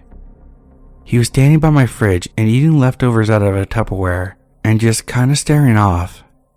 I ducked back into my room and called 911. For the next 10 minutes, I stood by my bedroom door and listened to this man eat a bunch of food from my fridge. When he was done with something, he would just drop the container onto the floor. When the police showed up, both deadbolts were still locked. They knocked on the door, and the man in my apartment answered. The police rushed him and yelled if I was okay. When I came out of my bedroom, they had the man pinned down on the floor, and I saw that he had rearranged the furniture in my living room. There were containers all over my floor. The man wasn't saying anything, and he never said anything, even when the police were asking him questions. After they took him away, the officer told me that the man had a business card in his wallet, and he works at a bank downtown. The weirdest thing is that my alarm was set and my deadbolts were locked from the inside, even when he was in my apartment. None of the windows were unlocked, and I'm on the 4th floor. I have no idea how he got in. Update. I have been back and forth with correspondence with the lead investigator, and we finally were able to talk Thursday about exactly what happened concerning the man who broke in. I will call him Jake for the sake of clarity. On Tuesday of this week, the lead investigator of my case, Nelson, emailed me with this message, among other things. Don't let anyone wearing a hard hat into your apartment. I called him and asked if I could meet with him, but he said that he was busy with some cases and would only be able to meet me on Thursday of this past week. We emailed back and forth late Tuesday night and into Wednesday. I would email him back immediately, but sometimes it would take a few hours to respond. In one of his follow-up emails, he told me that the man who had gotten into my house never worked for the bank in town, and they had tracked the business cards to another person entirely. Additionally, the man who broke into my house is unable to speak. On Wednesday night, all the tenants in my building received a message that light construction work would be ongoing for the next few days to repair wiring and plumbing. I told my landlord in a message back that the investigator into my case had requested me to deny access to any person wearing a hard hat. My landlord told me that there would be no reason for a construction crew to enter my apartment, as all the work they were doing was in the community access breaker box and the basement beneath the building. A few hours later, I get a knock on my door. It was around 10:15 p.m. When I looked through the peephole, there was a man in a denim jumpsuit standing outside my door. He wasn't wearing a hard hat, but he had on a tool belt and appeared to be some kind of construction worker. I asked him what he needed, and he said that he needed to come check my pipes in my bathroom. I asked him why he would be doing this at 10:15 p.m., and he said that he was trying to get to all the rooms while the water was already turned off. I asked him if he could contact my landlord on speakerphone, so I knew he was legit, and instead of complying, he grew angry and told me that he was just doing his job. I told him that he wasn't allowed to come into my apartment and I would not be opening it for him. I then stepped back into my bedroom and phoned Nelson. He didn't respond, but I left him a message. I then called 911 and informed them of my situation, asking if they could come by and check on the workers. The dispatcher told me that she would send someone to my building. I then called my landlord and told her that someone was trying to get into my apartment in a construction outfit. She told me that they had left several hours before. I went back to the door and looked through the peephole, and of course, he was gone. When the police showed up about 20 minutes later, they couldn't find the man anywhere in the building. However, in the video of our entrance near the mailboxes, the man was seen entering the building around 10 p.m. Early the next morning, Thursday, Nelson called me to ask if I could meet him at the police station. When I got there, Nelson walked me back to his office. He had an iPad on his desk and a plastic 3-ring binder, like I used to use in school. I kinda hoped for the classic manila folder, but oh well. He opened the binder and flipped through some pages before settling and looking at me. Nelson then told me that the man that got into my apartment was named Jake, and that he's unable to speak, but is fluent in ASL. He can hear perfectly fine, and he typically carries a notebook with him to write in for people that cannot sign. Nelson then told me how Jake got into my apartment and what the deal with the construction worker was. Jake went missing in mid-December. He works for the Nevada Department of Transportation until December of last year. Jake was a fairly respected family man. In his teens, he had been addicted to drugs, but he had kicked the habit and started working for the Department of Transportation. In the next couple of decades, Jake got married, had a child, and lived fairly comfortably. However, he had a relapse in December for unknown reasons, and soon after that, he had disappeared. There are videos of him acting strangely at gas stations, where he had used his credit card in the days after his disappearance, but then he stopped using his cards after that. There's a 2-week period where they're not sure what happened with Jake. The next time Jake popped up, it was in Utah, where I live, and he was cited for a minor vehicle infraction. The next time I saw Jake, it was in my apartment. After they took him into the station, they had a long conversation with him where they would talk, he would write, and they would talk again. Jake failed to make sense to the investigators. He wrote about being hungry and not being able to sleep. When they asked him how he got into my apartment, he would write about how he didn't need any help. Eventually, Nelson was able to get the story from Jake. During his first weeks in Utah, Jake had started going to bars and meeting some blue-collar workers in the area. He had got onto a road construction job from his past DOT experience and met another drug addict named Patrick. He and Patrick both use hard drugs. Patrick has been known to get into apartments by posing as a construction worker, and that he sells stolen goods from apartments to pay for his habit. The night Jake got into my apartment, he was wearing a suit. His method for breaking in was to look nice enough that someone would just let him through the entrance. After that, he would either enter an unlocked apartment, step out of their window, and then come through a neighbor's window. Apparently, one of my windows has a broken latch and cannot be properly locked.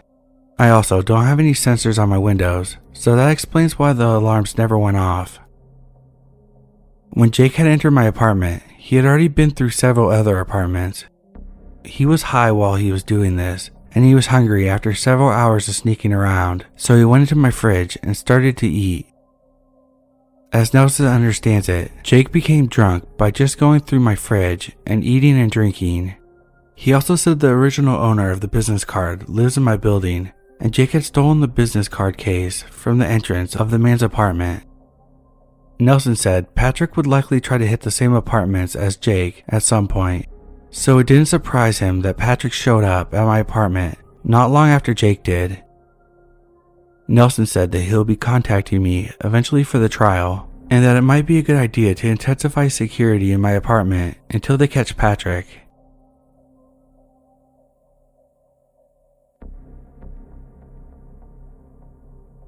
So my therapist insisted that I tell this to stop being scared and mad at it. The being pissed off at this memory doesn't have anything to do with the story, so I won't really be telling it. Back in late 2020, it was probably around fall, maybe September. I was living in what is called a host home. Basically, someone or a person lets you live in their house while you try to build a better future for yourself. I was left alone one night when I heard creaking upstairs. I get creeped out easily, so I kept having to brush it off, but everything was heightened in fear because I'm basically blind. My glasses were broken and I was waiting for new ones in the mall. I was sitting on my computer doing schoolwork or something when I heard footsteps outside. I was slightly freaking out, so I called my friend to talk with me. I kept telling myself it was a cat or small animal that kept coming around the property. Well, while I was on the phone, the back door light flashed on. It was a movement sensor. So I turned around and saw this thing on all fours staring at me. I flipped out because it looked like a blurry, naked human to me. My friend heard me yell and kept yelling for me to call the cops. I ended up calling the cops and they did find footsteps on some of the mud, but concluded it might have been there before, as the owners frequently did gardening. I told them everything I knew, and they stated that it was a good thing I called. Better to be safe than sorry. Nothing was found on the cameras, but a week later, some guy was found high in the park nearby, completely naked and bald, just like the thing I saw.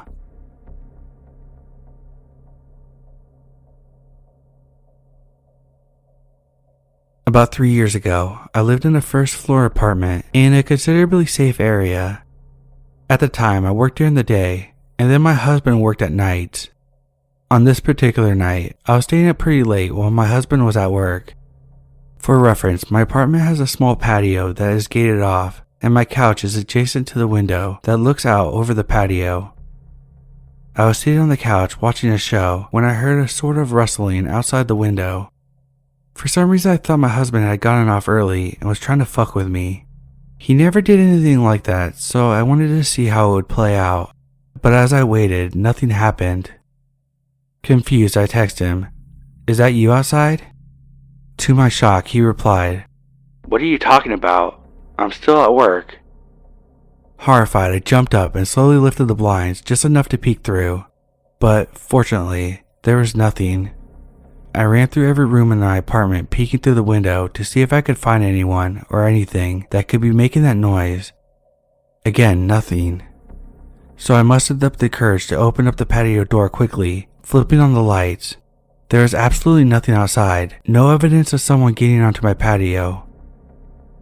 I was paranoid the whole night, but kept telling myself that it was just an animal. Fast forward a couple weeks, my mother comes to visit, and as soon as she came inside, she asked if I knew that my door handle was loose. I was confused by what she meant, so she showed me my front doorknob. It was loose and had scratches all around the keyhole, like someone was trying to jig it open with a screwdriver. It terrifies me to think that someone was trying to break into my home. I really believe whoever tried breaking into my apartment is responsible for making the noises I heard that night.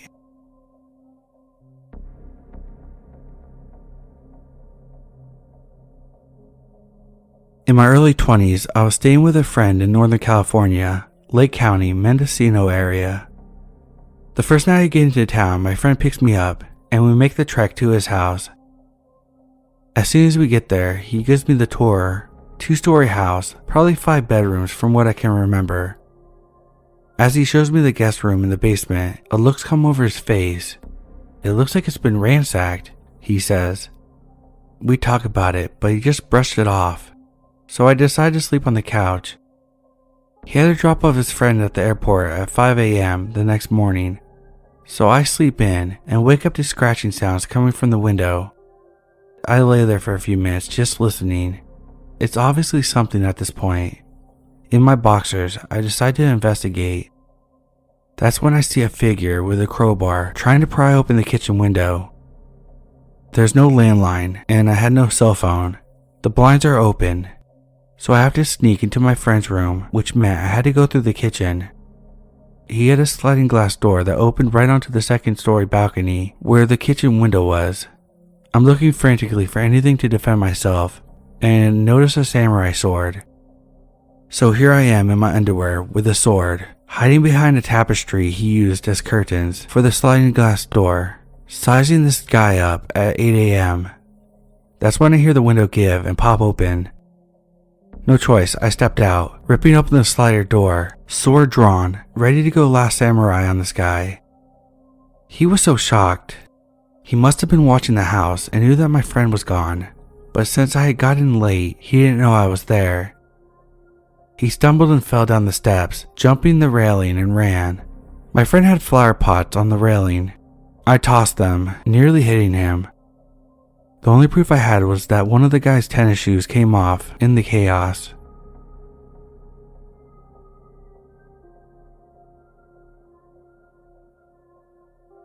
This is gonna sound bizarre and made up, but I swear on my left nipple that this happened, and there are several witnesses. Even if I can't explain why someone would do this, I'm fairly positive this isn't anything paranormal. I live quite a distance off the road in an unremarkable house on private property. My neighbors are all older family members who go to bed extremely early and whose children are already grown and out of the house. In summary, there are no mischief makers to play pranks on us here. A few months ago, my mom and I stayed up late one evening watching television together. Around 3 a.m., I turned the television off and decided to go to bed. As I was leaving the room, I began to hear what sounded like carnival music playing outside of my house in the front yard. It was loud and close. My mother heard it too, and immediately went to the window to investigate. She couldn't see anything but darkness. Everyone else was either asleep for the night or away on vacation. The lights were off in all the houses, and none of them would be caught dead listening to anything but country music. We were miles from the nearest city, so it wasn't a product of noise pollution. You could hear when a car pulled up in the yard, but there was no sound of a car. The silence where we live is usually deafening. All you can hear is the ringing in your ears. Where did the song come from? Who was playing it, and why? I was very unsettled by the idea of a stranger in our yard playing carnival music, as it suggests malicious intent. My father and uncle later mentioned that 20 years ago, when my parents first moved in, the electrician had came to install the ceiling light and stopped in the middle of his work, saying he could hear Pink Floyd playing in the front yard. Neither my father or uncle could hear it. My father is a bit hard of hearing, and my uncle is much older, so they laughed it off and thought the man was insane, but the electrician was freaked out. He kept opening the door and trying to find the source of the noise to no avail. Then it hit me, the song that I had heard that night was Pink Floyd's Cirrus Minor, the part that sounds like carnival music. I played the song for my mother, and she began freaking out, saying, Yes, that's what I heard." Who the hell sits in the yard at night at 3 a.m. in the middle of nowhere playing the same song, which isn't even a popular song, 20 years later with no car? Where did they come from? They would have to have walked several miles to get here.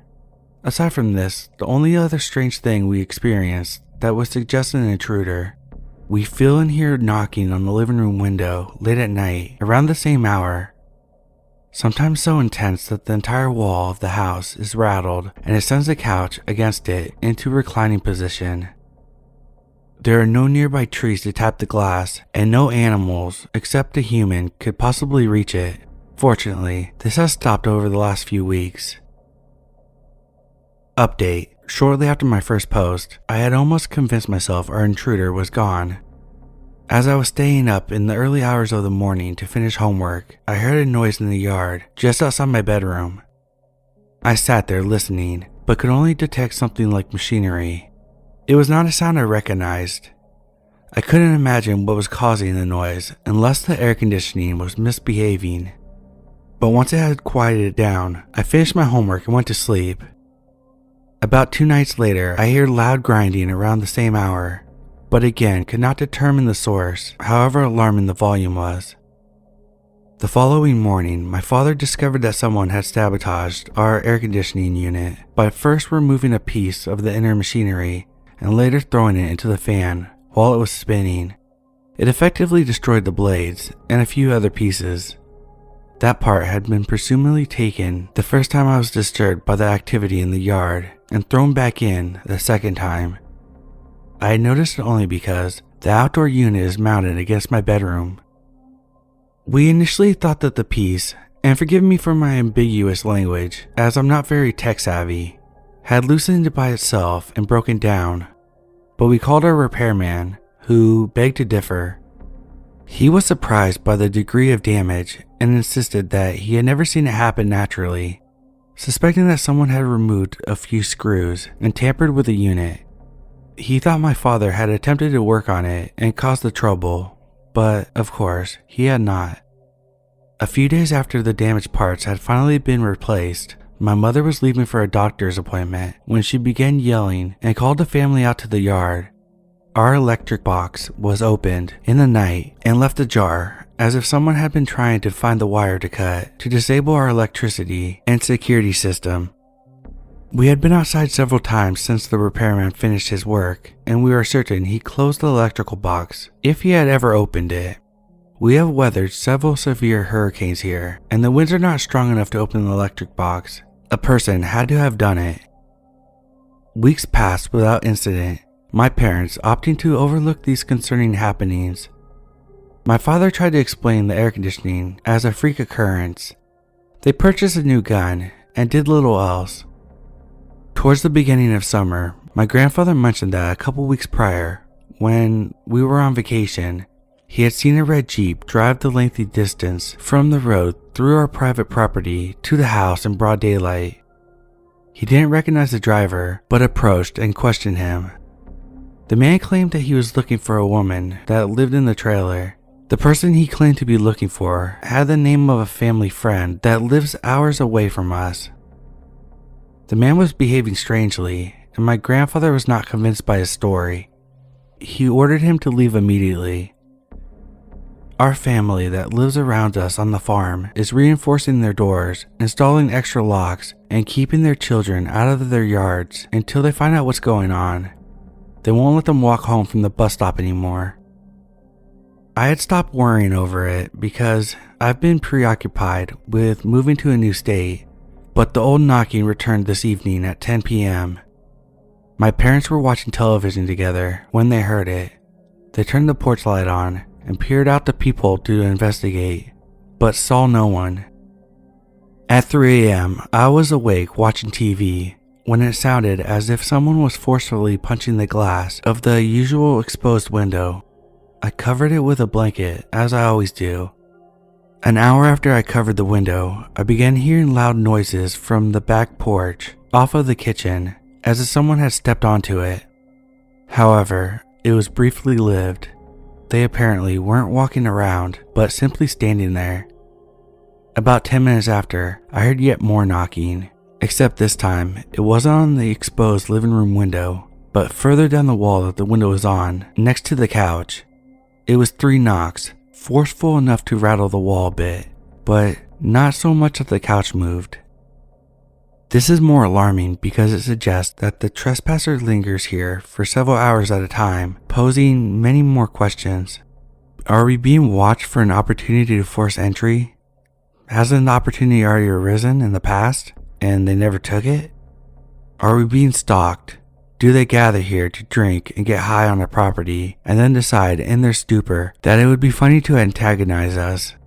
Why is it only our house that is targeted, and not other houses on the farm? Why do they walk several miles to come here? Their behavior is escalating. Will they eventually take things further? I awake my mother, and we sat awake together until the sun rose to keep watch. We compiled a list of happenings here that suggest our trespasser visits more frequently than they knock. Despite no one in our family smoking, or anyone who does smoke living too far away for us to smell it, we often deal with a strong scent of cigarette around our windows or the front and back doors of our house. This happens at our bedroom window with alarming regularity. Other times, it's a strange cologne or a chemical stench, like a fresh perm. We of course remembered how my aunt's dog will bark intensely at odd hours of the night, like they do when the stranger visits. The motion detecting yard light has previously came on when no one is at home at my grandfather's. My mother and I are going to walk the perimeter of the house in the morning to take a look for cigarette butts and try to convince my father that we at least need security cameras outside. Even though I think we should involve the police at this point, he's been too indifferent to everything that's happened, and it makes it challenging to be proactive about our safety. Last update, despite the insistence of myself and other Redditors, my parents never installed security cameras. My father remained resistant to the idea, most likely because he wasn't willing to admit that something was amiss. In the beginning, he complained about the cost, the possibility of hackers, and the difficulties with mounting a camera. He eventually promised to borrow someone's trail camera, but he never broached the subject with them. I moved to another state, and the need for cameras was no longer at the forefront of my mind. But when I remembered and received my new debit card after some unfortunate identity theft, I offered to pay for one. I told my father that I would personally buy a camera or two and have them delivered. Only then did he confess that he was afraid of seeing something spooky on it.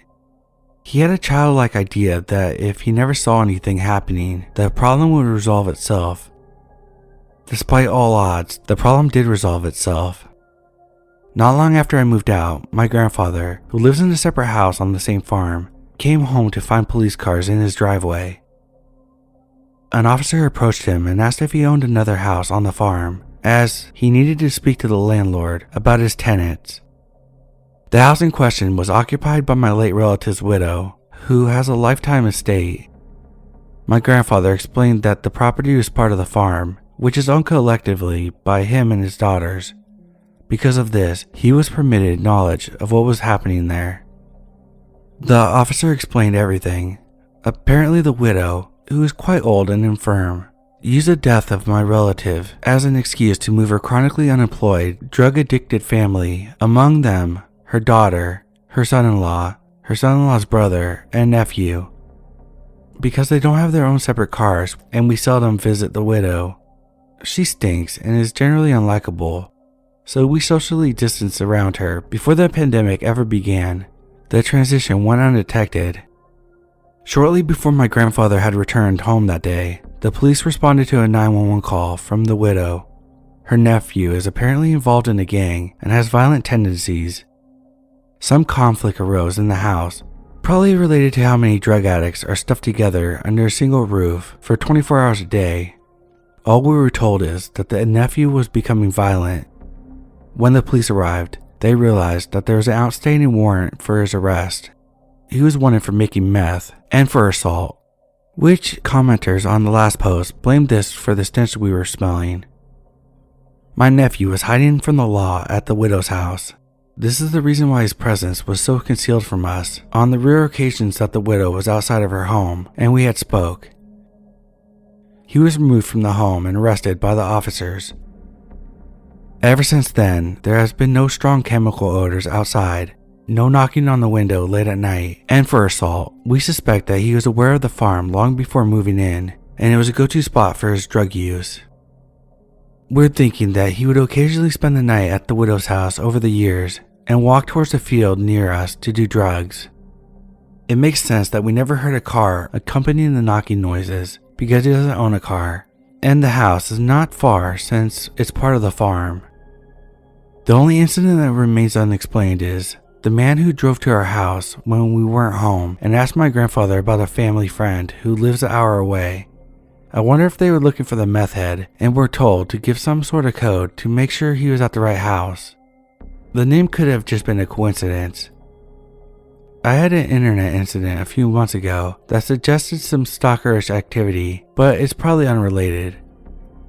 I am satisfied with this explanation since there has been no more repeat occurrences after his arrest.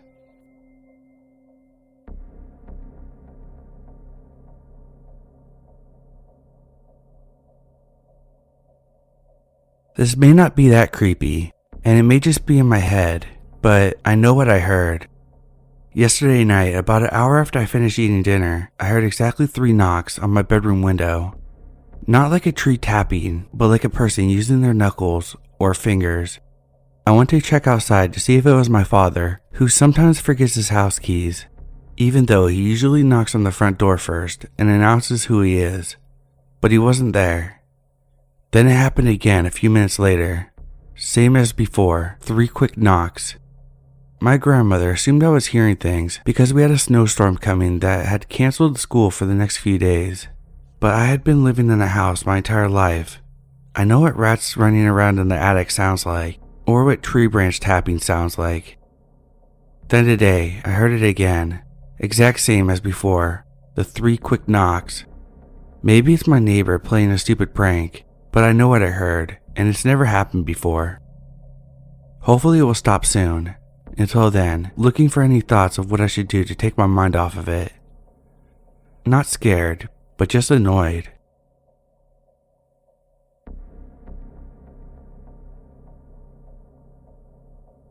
So, quite a number of years ago, my cousin and I were on summer break at our house playing 007 on GameCube, and just passing the time, when we heard what sounded like broken glass on tile.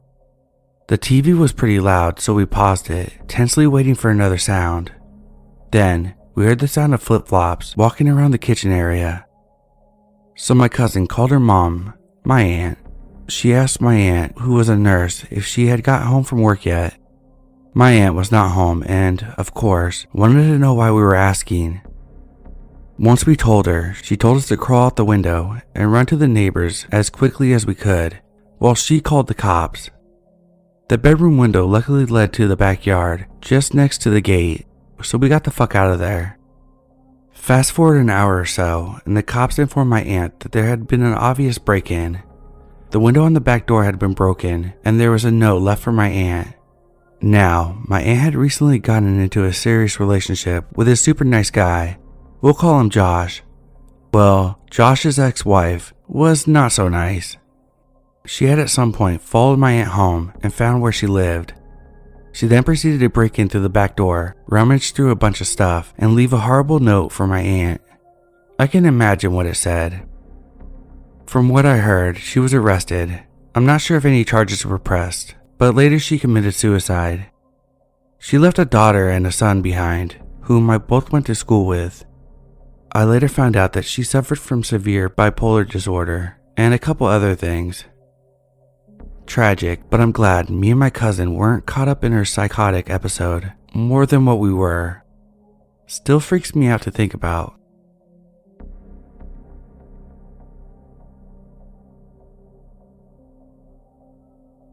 So this takes place around my junior year in high school, back when Slender Man was just getting started.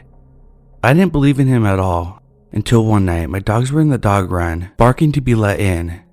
Except this time, it sounded like they were mad for some reason, like they were trying to scare something away. So I go into the dog run to let them back in, and out of the corner of my eye, I see this tall-ass dude standing at the gate in my backyard. He looked at first glance just like the description. Tall, thin, lanky, no discernible face, since it was dark out. I was legit scared shitless, and the more I look at him, the more I got scared. So I yell at my dogs to come back inside and get to work on putting it out of my mind. Because of course, I imagined it. Slender Man isn't fucking real. Could he be? I never saw the guy or thing again and completely forgot about it until recently. And I realized that it was more likely a guy trying to silence my dogs so he could break in, do God knows what to my family. Of course I know Slender Man isn't real, but I'd almost prefer that, rather than knowing what could have happened if that were a real person.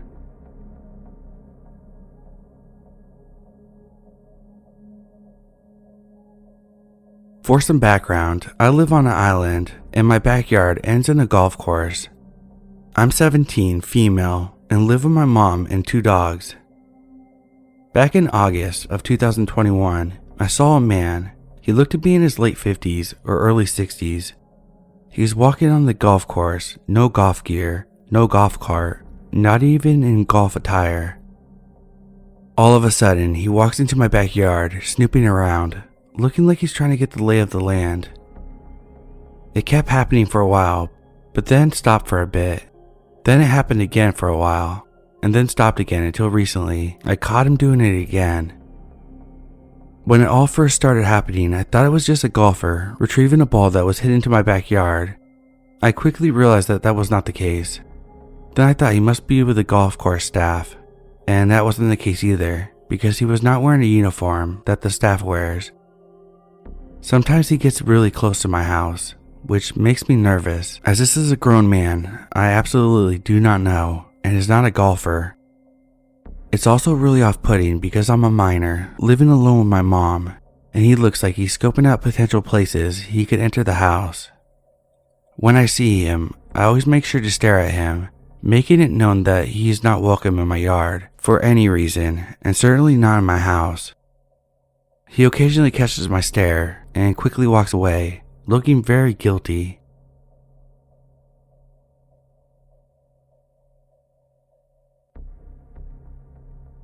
So I want to start this off by saying that this isn't my personal story, but one of my old substitute teachers. I first heard it around 4 or 5 years ago, but because of my love of creepy things and its mystery, I can't help but remember it. I forget his name, but let's say, Mr. News. Mr. News explained that when he was a kid, maybe 11 or 12 in the 70s, he would deliver newspapers as a way to make simple money. He had a couple houses that he would hit up every trip. But I remember this one was either the first time or the family just didn't get the newspaper much.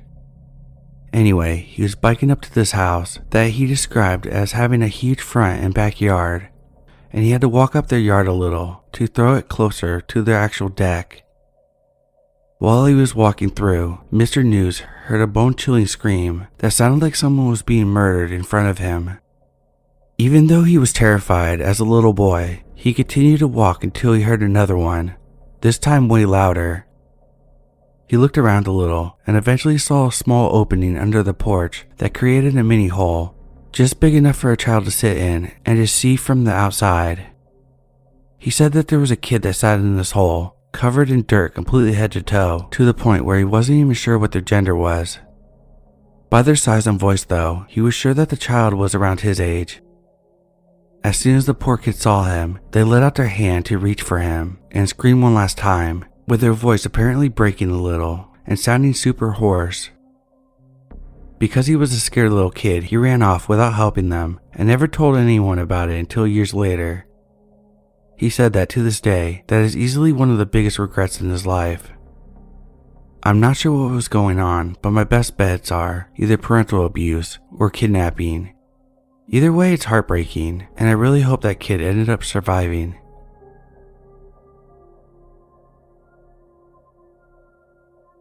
It was around 2 a.m. My girlfriend and I were awoken by extremely loud banging on the entrance door to our building. We live on the 3rd floor, as well as our doorbell being rung continuously. Obviously, the banging scared the living hell out of us. After a few breaths, I opened the window and popped my head out to see a woman and a man who is now on the phone by the front door. I yell out, "Hello?" And the girl says she lives here. The week before, we had just seen this new girl leaving the apartment building as we were entering, and as it was night and therefore dark, and I am on the 3rd floor and I had just woken up, I thought it was her. We figured I should go down and open it for her and her boyfriend, since my girlfriend was scared as hell, and it's better to be a man in those cases. Anyways, my girlfriend was standing at our door listening in case something was to happen. I opened the door to let them into the teeny hallway, leading straight into the teeny spiral staircase. I move as to let them pass me to make sure they actually lived here, but they don't budge. They stink of alcohol, and the guy looks almost homeless based on his shabbiness as well as the plastic bag hanging from his shoulder. He said that he had just moved into the first floor and for some reason he could not open the front door. Also asking if I was Alex, which I am not. The girl, who looked pretty normal, asked me what floor I was staying on. He was fumbling with his keys, trying to get them from inside the door. I asked them if they could enter their apartment. They don't answer. Suddenly, the guy realizes that he's at the wrong address, asking if he's in X address. The girl says she is just with him and did not know, almost laughing about it. The guy becomes very apologetic and kind, and off they go. First thing I thought was that they were drunk and the guy was bringing a girl home and just messed up the address since he had just moved into the new place. Even more so because the address he gave me had a similar door to ours and was right down the road across the street, but the building was not the same at all, so far from it, and they did not seem that drunk. What questions that theory is that the girl said that she lives here, and later on she said she was just with him. Them not wanting to go in front of me, not answering me when I asked if they could enter their own apartment, and then realizing it's the wrong building the second I question them, and when it becomes obvious that I'm not leaving them alone, him looking like he did with his big bag. Looking back, I should have just talked to them from the window or called the police.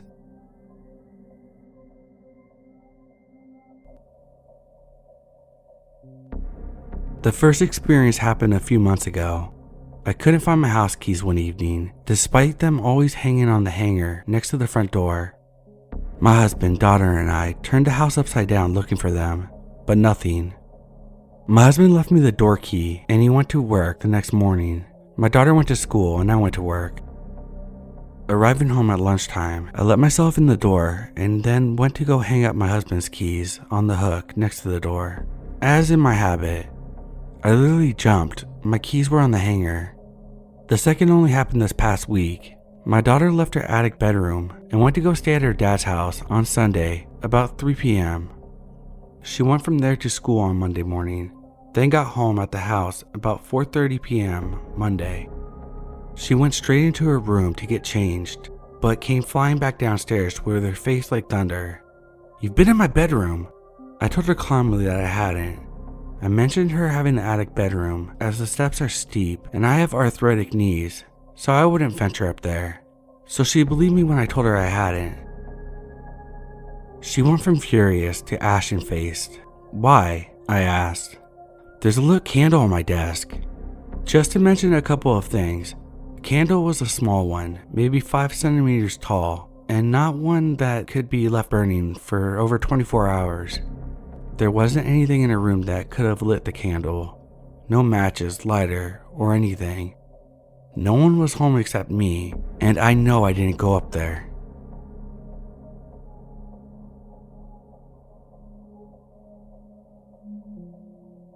Let me share this story about the time my mother and I discovered a homeless man living in our cottage basement. This was in February of this year, 2021. We have a cottage about 45 minutes away from my parents' main home. It's not too far from Huntsville, Ontario, if anyone wants a visual. Thing is, it's completely unfinished.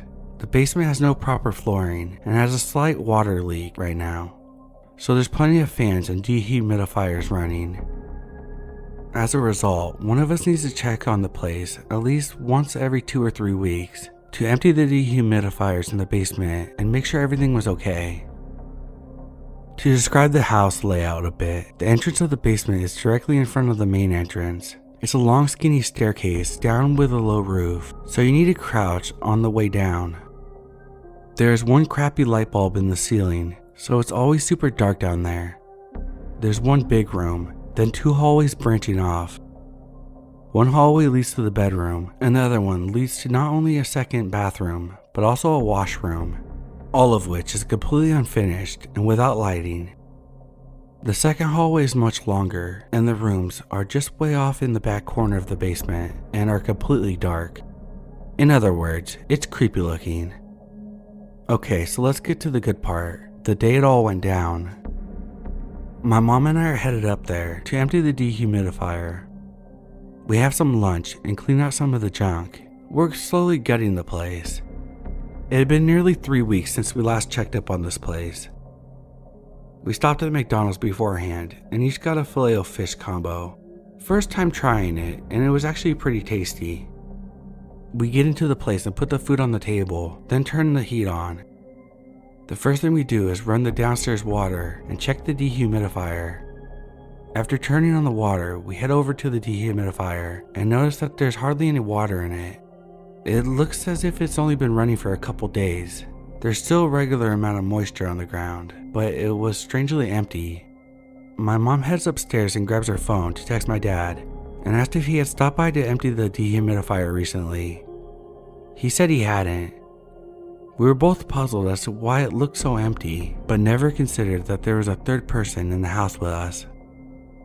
After heating up our food, we sat down at the table and turned on the TV.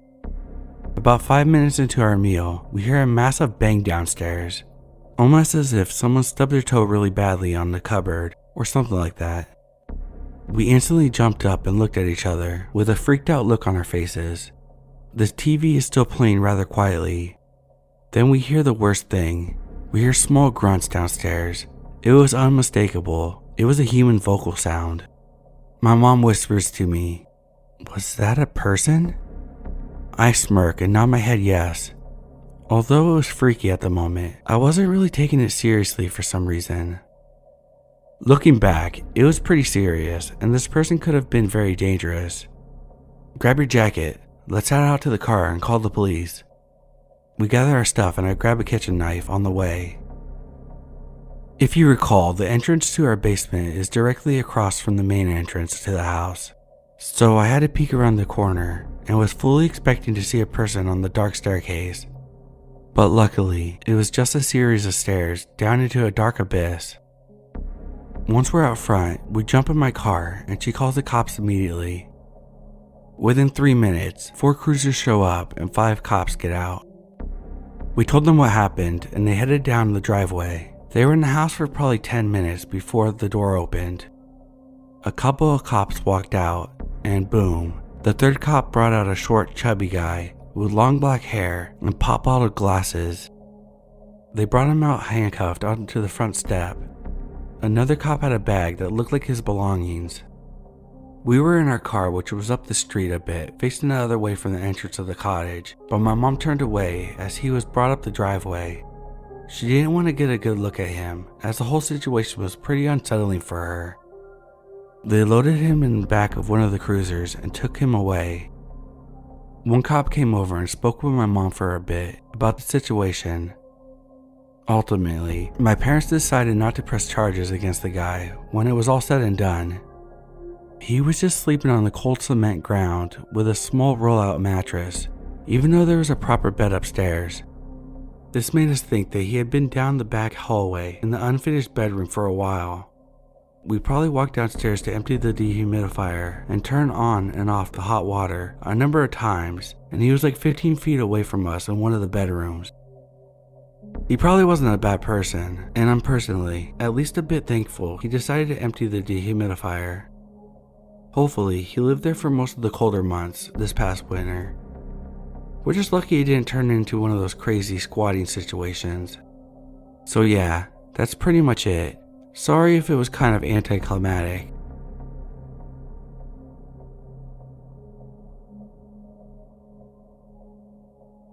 I was 11 at the time, living in a nice suburb area. We had recently moved into this house my parents had built, and it was our first home. It was a really nice neighborhood. The whole family quickly made friends with a lot of the neighbors, especially the ones 3 doors down. They had a daughter my age, I'm male by the way, and a daughter that was 5 years younger, which was the same age as my sister. Our parents got along well, and we began hanging out quite a bit for barbecues or parties at their house or our house. Friendships were formed quickly and seemed to be very strong. After a year or so, I started realizing things weren't what they seemed.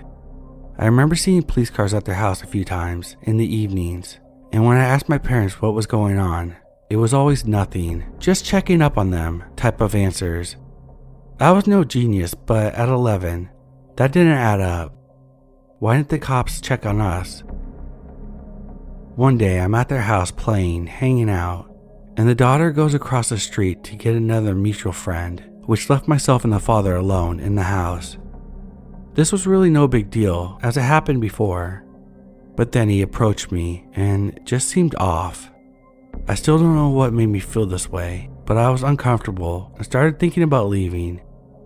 After about 5 minutes, he tells me he has something cool to show me. I don't remember what it was, but I think it was something about baseball cards, which I was very fond of. I excitedly started following him. He pulled the attic ladder down and asked me to follow him, which I did without hesitation at first. Something happened and I still can't process what it was. He was ahead of me on the ladder, and when he looked back to help me in the attic, there was something off. Something about his eyes, his face, his grin. It wasn't right. It looked evil. I could still see it clear as day and can't recognize exactly what it was that set off my alarms. Whatever it was plenty, because I jumped off the ladder and ran out the door. I sprinted all the way home and was choking back my tears when I busted through my front door. My mom was there when I came through and could see I was obviously out of sorts and immediately started calming me down. As I come to my senses, I explained what happened. My mom was concerned with how scared I was, but mostly brushed it off as me being scared, young, and silly. Shit you not, that exact night I was woken up at around 3 a.m. It was my mom sitting on my bed, and as I awoke, she held me like a baby. I remember how she smelled and how tightly she held me. I remember her tears hitting my cheek. I saw out the window to the neighbor's house, surrounded by police and fire trucks. The neighbor dad had killed himself and his daughter in the attic after a standoff with police. There isn't a doubt in my mind, nor my mother's, that it would have been me if I had made it all the way in. I still get chills thinking about it.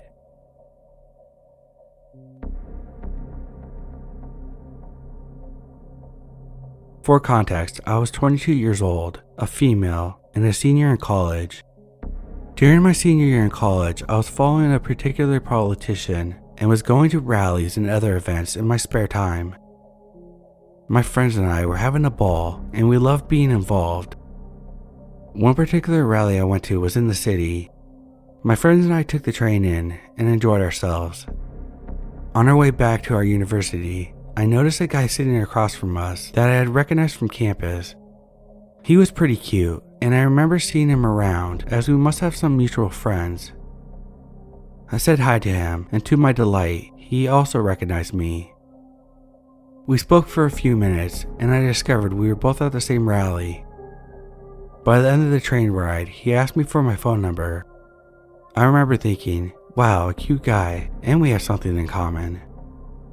I gave him my number, but didn't think much past that. About a week later, I received a text from him. He asked me if I'm free this weekend and if I would be interested in meeting and having a drink. This particular time was during break from school, so not too many people were around. For whatever reason, I had chose not to go home.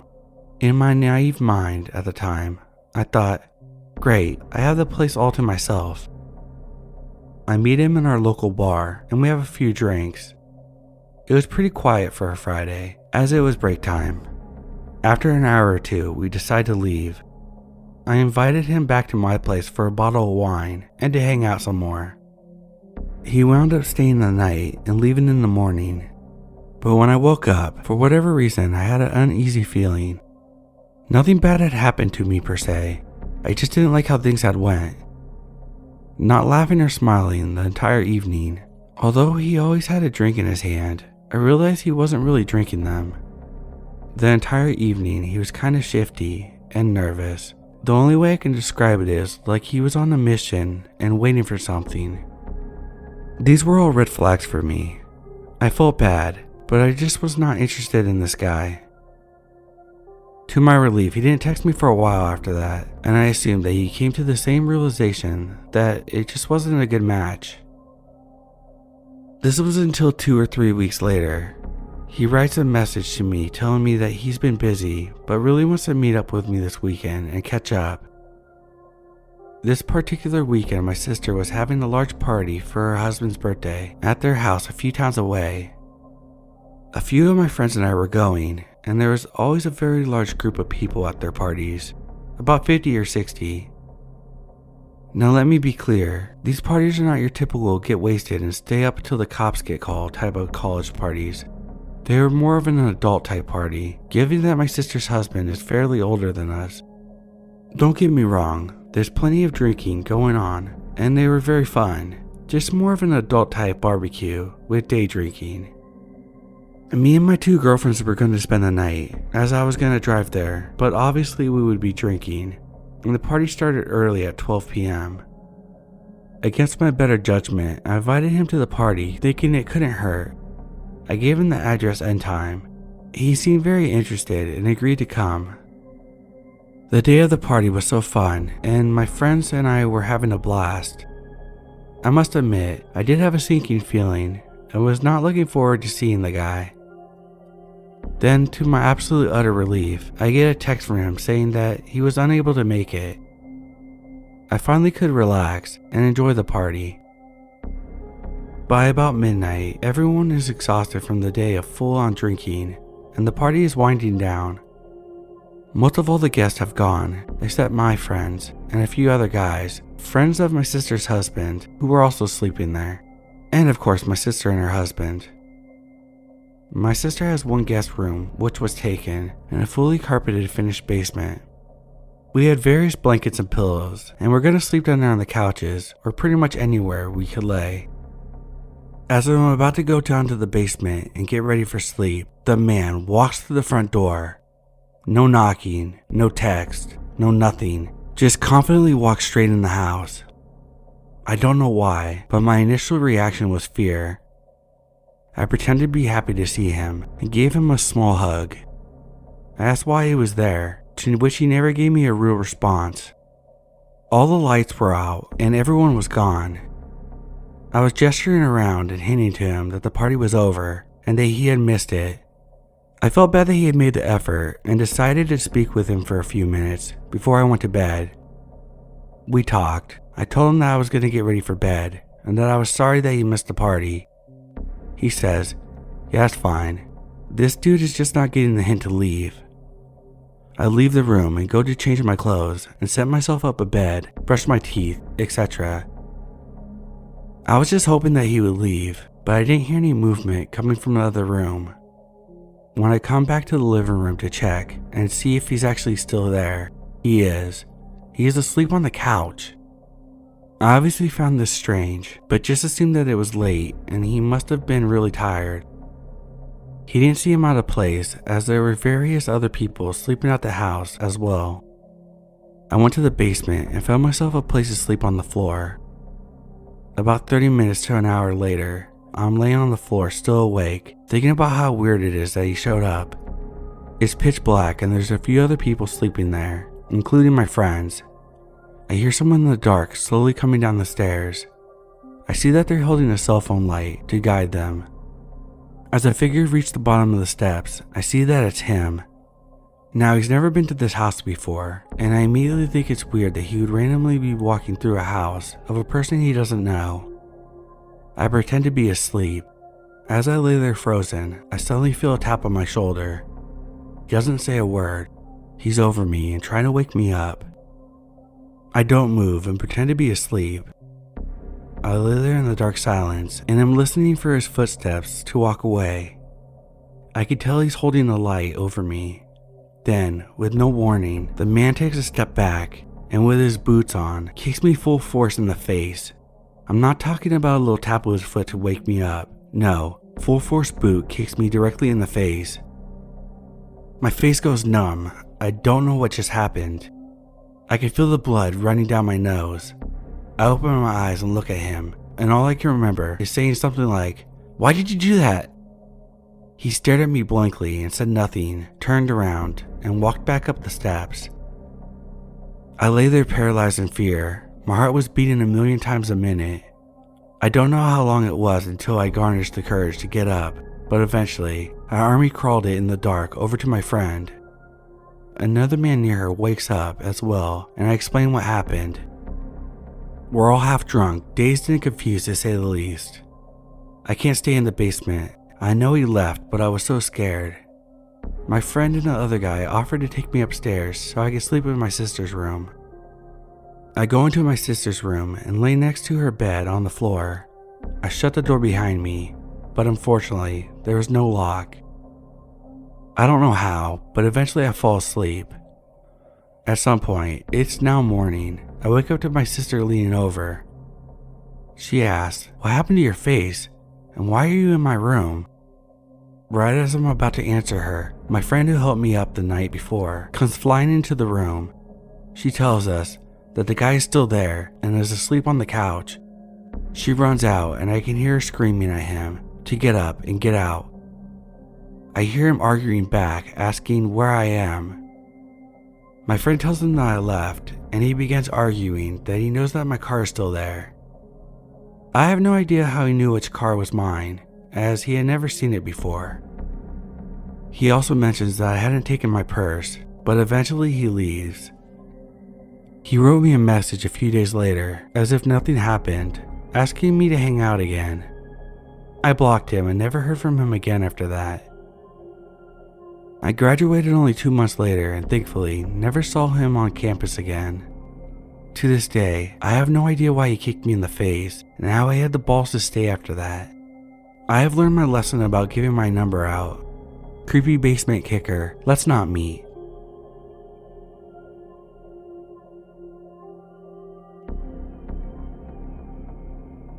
I grew up on an island in Alaska and lived on the same property since birth to high school graduation.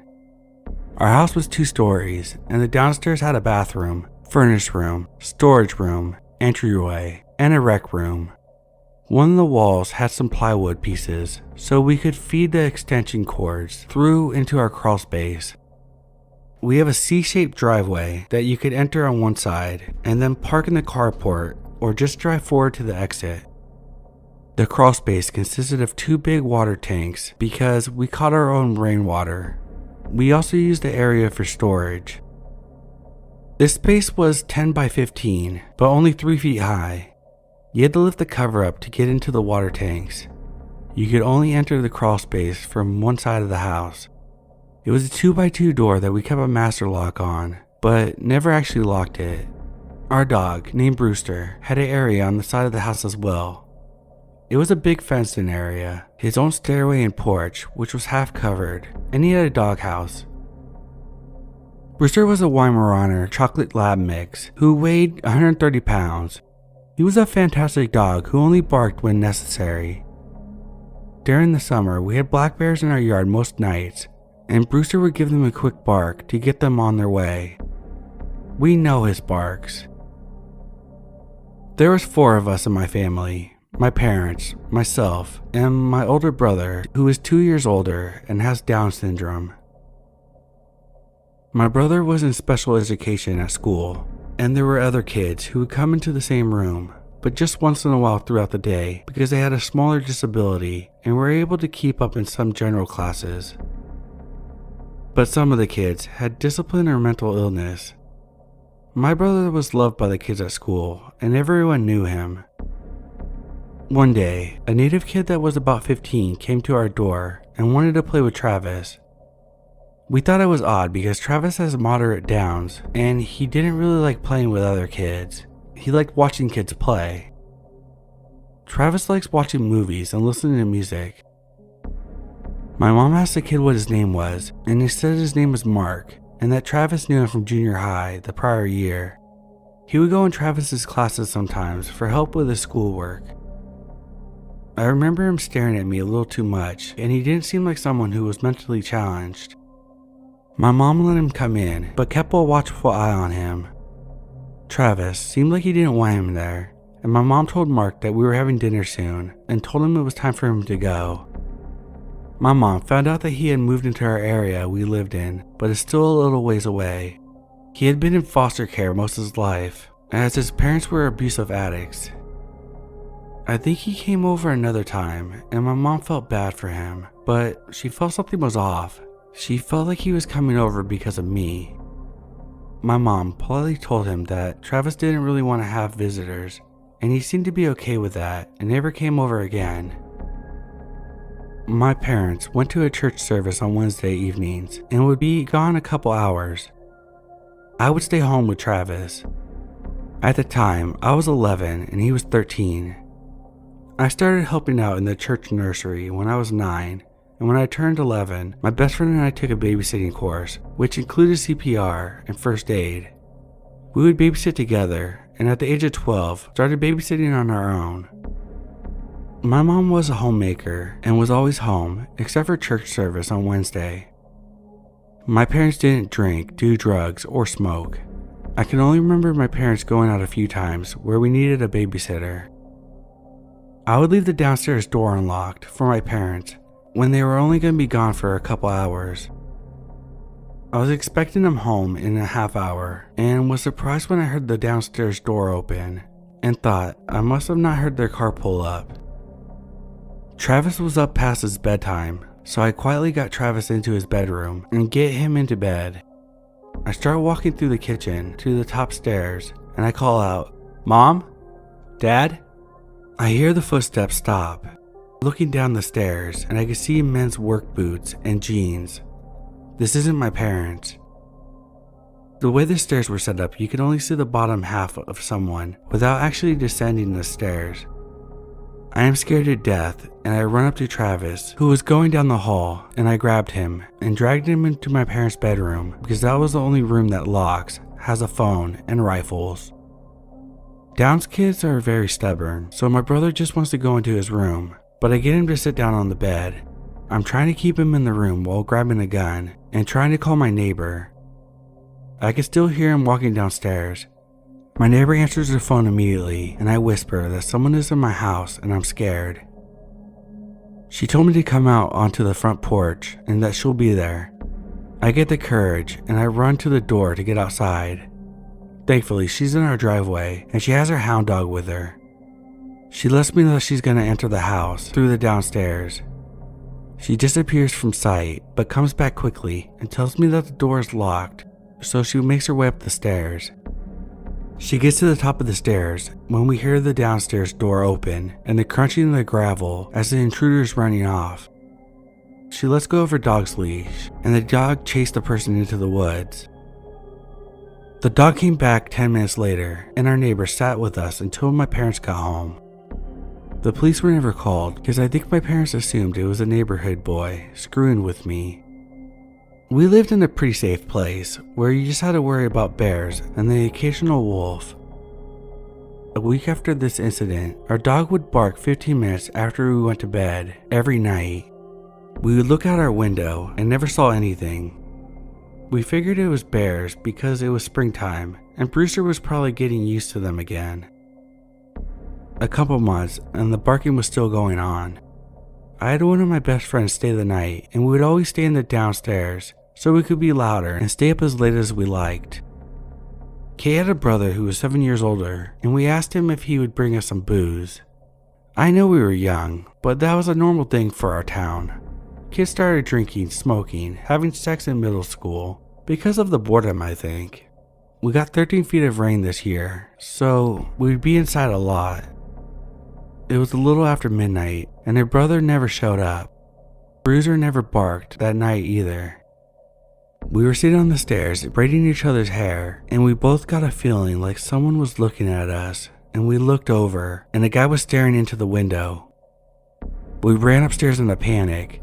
We thought maybe it was her brother, but he wouldn't have came to the window to spy on us and the face seemed too dark to be his. We had the lights on in the downstairs and there were no lights by the window, so it was hard to tell who it was. We didn't want to wake up my parents just in case it was her brother. We waited 30 minutes and went back down to grab our stuff and went to sleep in my bedroom for the night. The next day we talked to her brother and it wasn't him. That night, Brewster was back to the barking again. 2 more months go by and I had gone to bed. I heard Brewster bark and I looked out my window. As usual, didn't see anything. I just dozed back off when I woke up to Brewster barking frantically. I look out my window and I see this guy running out of our driveway. I thought about waking up my parents, but we had a trail on the side of our house that kids used to use. The neighborhood was on the side of a mountain, so all the kids used the trails to go straight through to another road instead of using the main roads. I had never seen someone come out of that part of the driveway because the trail was on the south side of the house, along with the crawl space and Brewster's area. My room was the only one on the north side. I decided to go back to sleep, and I was tossing and turning. 15 minutes go by, and I smell smoke. I go to the hall, and I smell a lot stronger, and it starts to get hazy in Travis's room, which was directly across from mine. I scream, "Fire! Fire! Wake up!" My parents are up, and Travis doesn't want to get out of bed, but thank God for the strength of adrenaline. We get outside, and flames are pouring outside of the crawl space. We get Brewster out of his enclosure, and the neighbors all come out to help us. The firemen were there rather quickly.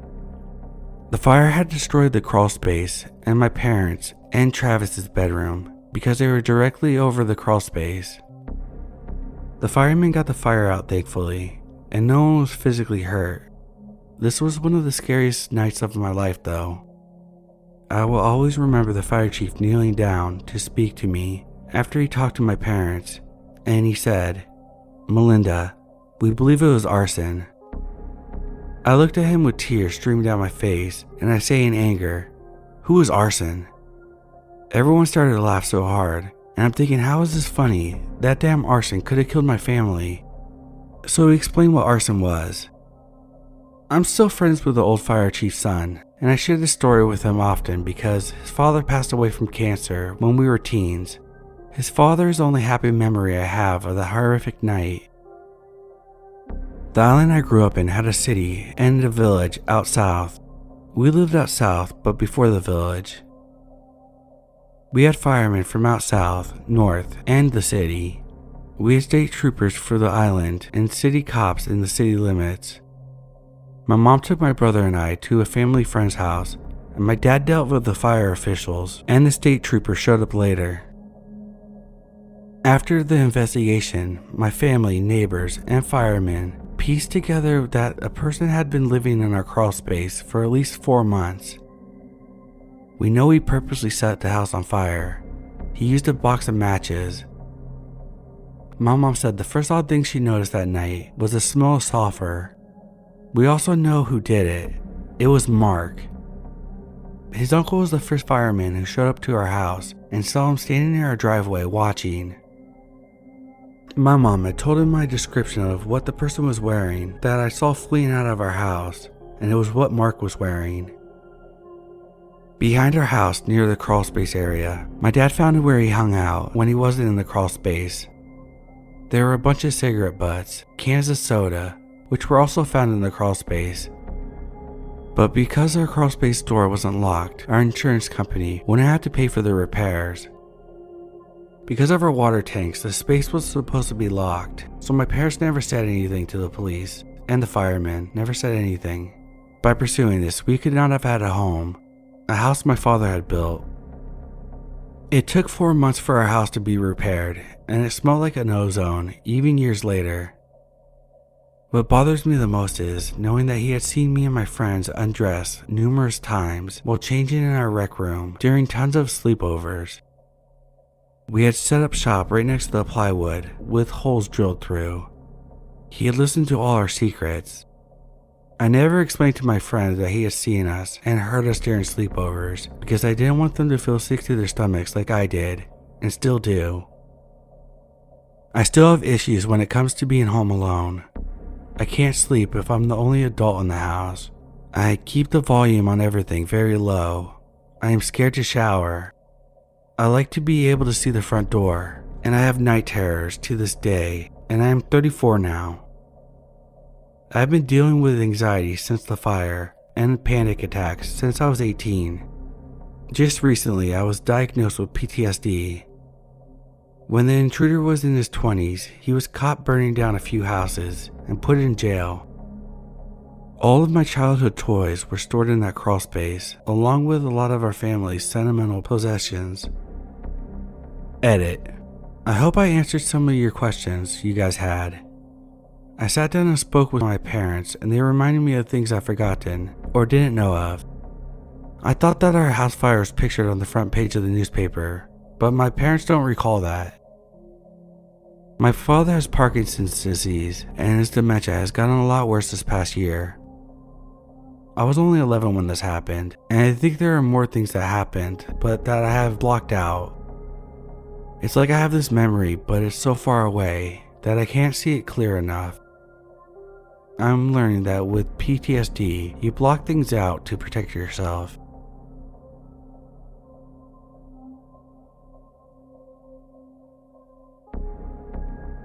This happened in the summer of 2010 when I was entering my teenage years.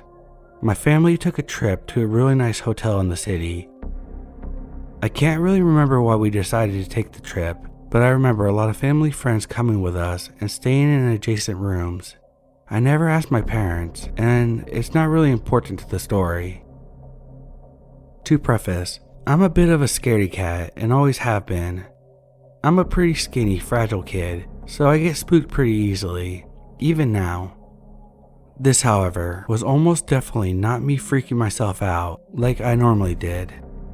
Looking back, I'm incredibly lucky I trusted my instincts. The hotel had a strange design to it. The lobby was actually on the 4th floor, not the bottom floor, which I found strange. To access the lobby, you had to use the elevator. There was no way to get to it from the stairs. This information would have been nice before everything happened, as you'll find out. The hotel was organized in a square shape. Every floor was lined with a balcony, and you could look down into the lobby and cafe area from your floor. Essentially, if you were walking into your room, you could be seen from anyone that was on your floor if they just happened to step out of their room and look around. I always was afraid to fall over the balcony and sail 8 stories down to my death, but they were high enough to a point where I wasn't too concerned for my safety. The first day or two was nice. My friend and I hung out and played cards all day or watched whatever was on the TV. At night, we would explore the halls of the hotel and tell each other ghost stories. It was a really fun time, even though I didn't fully understand why we were there. On the 3rd day though, things got strange fast. I woke up to the sound of screaming coming from outside of my door. Now, because of this hotel's design I mentioned, the sounds from the lobby would echo all the way up to the top of the building. So when I walked outside to investigate, I immediately looked over the balcony to see what the commotion was about. I saw a girl laying on the ground, eggs and milk splattered everywhere around her. People were rushing to help her, and I heard a couple people telling each other to call 911. It seemed like the girl was unconscious. Maybe she had passed out or something. I scanned the lobby and saw that my family and a couple of our friends were at the lobby getting breakfast, all staring at the event in front of them. I decided to rush down there to meet them to find out what happened. The elevator was on the opposite side of the floor, so I took the stairwell located right next to the room. We were on the 7th or 8th floor, so I only had to take about 4 flights down. Not a big deal. I descended for a little while, looking for the number 4 on the wall or for the letter L. I passed floor 5, ready to find the door to the lobby. I took 2 more flights of steps before realizing that there hadn't been a door on the 4th floor, nor had there been a door to the 3rd or 2nd. Now at this point, I probably should have just turned back, but I continued down because I was tired and didn't want to climb back up. There are some weird side hallways that went into pitch black areas with a bunch of piping and wiring, and though I was curious to explore, I passed them by. I quickly hit the bottom floor, a dimly lit and cold room with cinder block walls and concrete floors. In front of me was a set of double doors. I hesitated at first, but assumed that it was just another way back to the lobby, so I opened them and entered. Behind the doors was a massive warehouse-type room, probably the size of a smaller basketball arena. The only light coming in was from a stairwell behind me, so I really wasn't able to see much. The stairs were stacked and covered with plastic wrap. Tables lined the wall, and in the distance I could see some boxes stacked and aligned against the wall as well. It was probably the storage room for the hotel. I looked around and saw an elevator in the back of the room, so I made my way towards it. I closed the door to the stairwell and began to walk in the dim light. The room was super muggy and dusty, and it seemed like no one had been down there in a long time. As I got closer to the elevator, I noticed it was a little bit bigger than the elevators in the lobby and other floors. I pressed the up button, but got no response. There's a card swiper next to the button. Must have been for employees only. I turned back towards the stairwell doors, making my way past the chairs and tables along the wall. When I got to the door, I gave it a tug. Locked, of course. This is when things started to hit me, and I realized that I was stuck in a dark, dusty basement of a hotel. I didn't have a phone because my parents wouldn't let me get one until I graduated middle school, so I couldn't call anyone. Everyone likely assumed I was still asleep in the room, so I began to freak out, believing that no one was going to be looking for me. I searched around the warehouse, looking for other ways out. Some of the areas of this place were better lit than others, so I looked around the areas I could see in first before starting on the darker side of the room. There was one other set of doors that I found, but it happened to be locked as well. I began to cry, scared that no one would ever find me in the basement. I swear it felt like hours, but I think only a handful of minutes had passed before I heard the door creak open. It wasn't the main door from the stairwell, rather the second door that I had found. A slim, middle-aged man in a lab coat came out of the doors.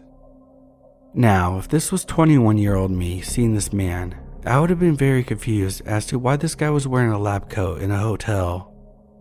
I was only 12 or 13 at the time, so I was immediately relieved at the sight of an adult who looked smart. I approached him, tears in my eyes, and he immediately looked surprised to see me, as you would expect. "What are you doing down here?" "I got lost on my way down to the lobby, and I've been locked in here. Do you have a key?" I was shaking, eager to get out of there. He didn't answer my question, and instead he said, "I know the way out of here, follow me." He began to walk towards the doors with the stairwell, and I followed, relieved that someone had finally come to save me. We approached the doors, and I began to reach out for the handle, but he continued walking. "Isn't it right here?" I asked. I will never forget the look on his face when I said that. He looked nervous, and though it was dim, I could see sweat glistening from his forehead and behind his glasses. "No, it's this way." I continued to follow, but I was now nervous myself. We had passed the door to the stairs, and now we were headed towards the darker side of the basement, away from the elevator. He looked like he had no clue where he was leading me, and kept checking around him, almost if he was taking in the surroundings for the first time. We turned a corner and he began walking towards the boxes.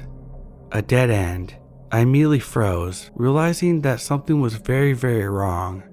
This guy had no idea where he was going, nor did he appear to work for the hotel. I said, "Okay, where are we going?" He turned around and said, "This way, just follow me." I knew that there was no doors behind those boxes. I had checked there first after I found out the stairwell door was locked. I want to thank whatever God is up there for giving me the idea I had next. I started yelling as loud as I could. I yelled so loud that I gave myself a headache. The man, irritated, plugging his ears, began yelling back at me, "What are you doing? Be quiet!" I continued to yell. I didn't even remember how long I was yelling.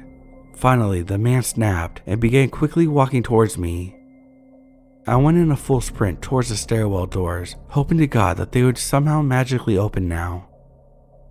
He didn't run after me. He walked sternly behind me, muttering things like, "Stupid fucker," and other kinds of compliments. I was about 5 feet from the door when someone burst through. My savior, a janitor who had heard someone screaming from the stairwell. He saw the situation, me and some random guy in a lab coat in a locked basement, and immediately told me to get behind him. The janitor asked me who the man was. I said I had no idea, that he had came through the doors on the other side of the room, and pointed to the door. The janitor quickly radioed into the front desk that he had found a child in the basement, and quietly, so that I wouldn't hear, he said, this man came from outside, get security, or something like that. The man in the lab coat started trying to argue with the janitor, claiming that he was simply looking for the bathroom. The janitor clearly wasn't buying it and kept saying things like, "Wait till security gets here and then talk to them about it." I was standing behind him the whole time, trying to take in what was happening, confused out of my mind. Eventually, an employee from the front desk arrived and took me back up the steps to the lobby, where I met my family, who surprisingly had no idea I was missing. I told them the story while crying and shaking, and they hugged me tightly, thanking the employee over and over again for their help. I never got to thank the janitor though. Looking back now, I have absolutely no clue what this man was doing in the basement. I don't have any information as to what happened afterwards or who he was. I know for a fact that the incident with the girl in the lobby was unrelated. Something about low blood sugar. Not sure. I thought about that day a lot, and the only explanation I could put together is that the door that I had found in the basement led to the streets of the city, where he must have wandered in from.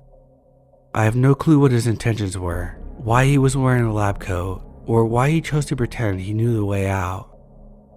To be frank, this could have been a huge misunderstanding of some sort, and I just chose a real bad time to get lost. But all I know for sure is that if I hadn't screamed my lungs out, I might not be telling you the story the same way, or at all.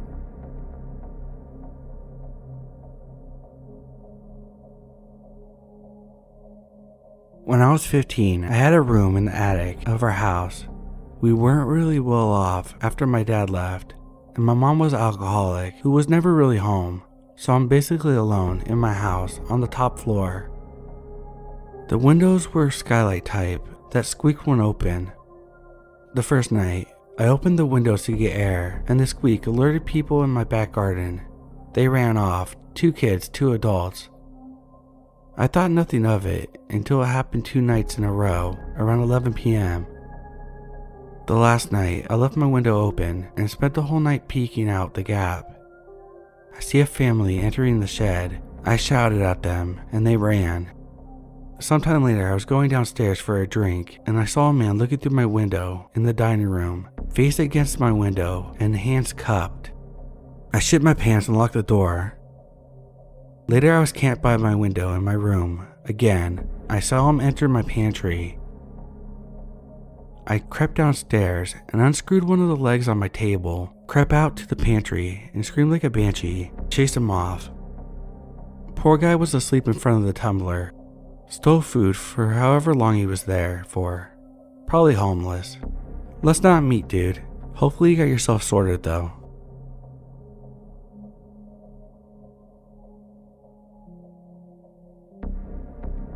This is a short story, and while it might not seem too creepy now, I was terrified to my 8-year-old self. The home I grew up in was in Long Island, New York, and the basement is lined on one side with small windows, probably about 3 feet by 1 foot, rectangular, with sliding glass panes on them. The house was built during World War II, so it was made of what they had at the time. Normally, we would have curtains on the inside of the windows, so no one could see in. This particular day, however, my mom had washed them and hadn't put them back up yet. Anyway, I was sitting playing Mario 3 on my NES when I got a distinct feeling I was being watched or someone was there. I look over my shoulder to the window and I see an outline of someone's face. Once they noticed me looking at them, they knock on the window really loudly, vigorously waved at me, and then bolt off, hopping over the neighbor's fence into the adjacent yard. Needless to say, I left my NES on and noped my way out as fast as possible. The next day, my NES was moved upstairs to the family room, and I still make sure the curtains are on if I'm ever down in the basement.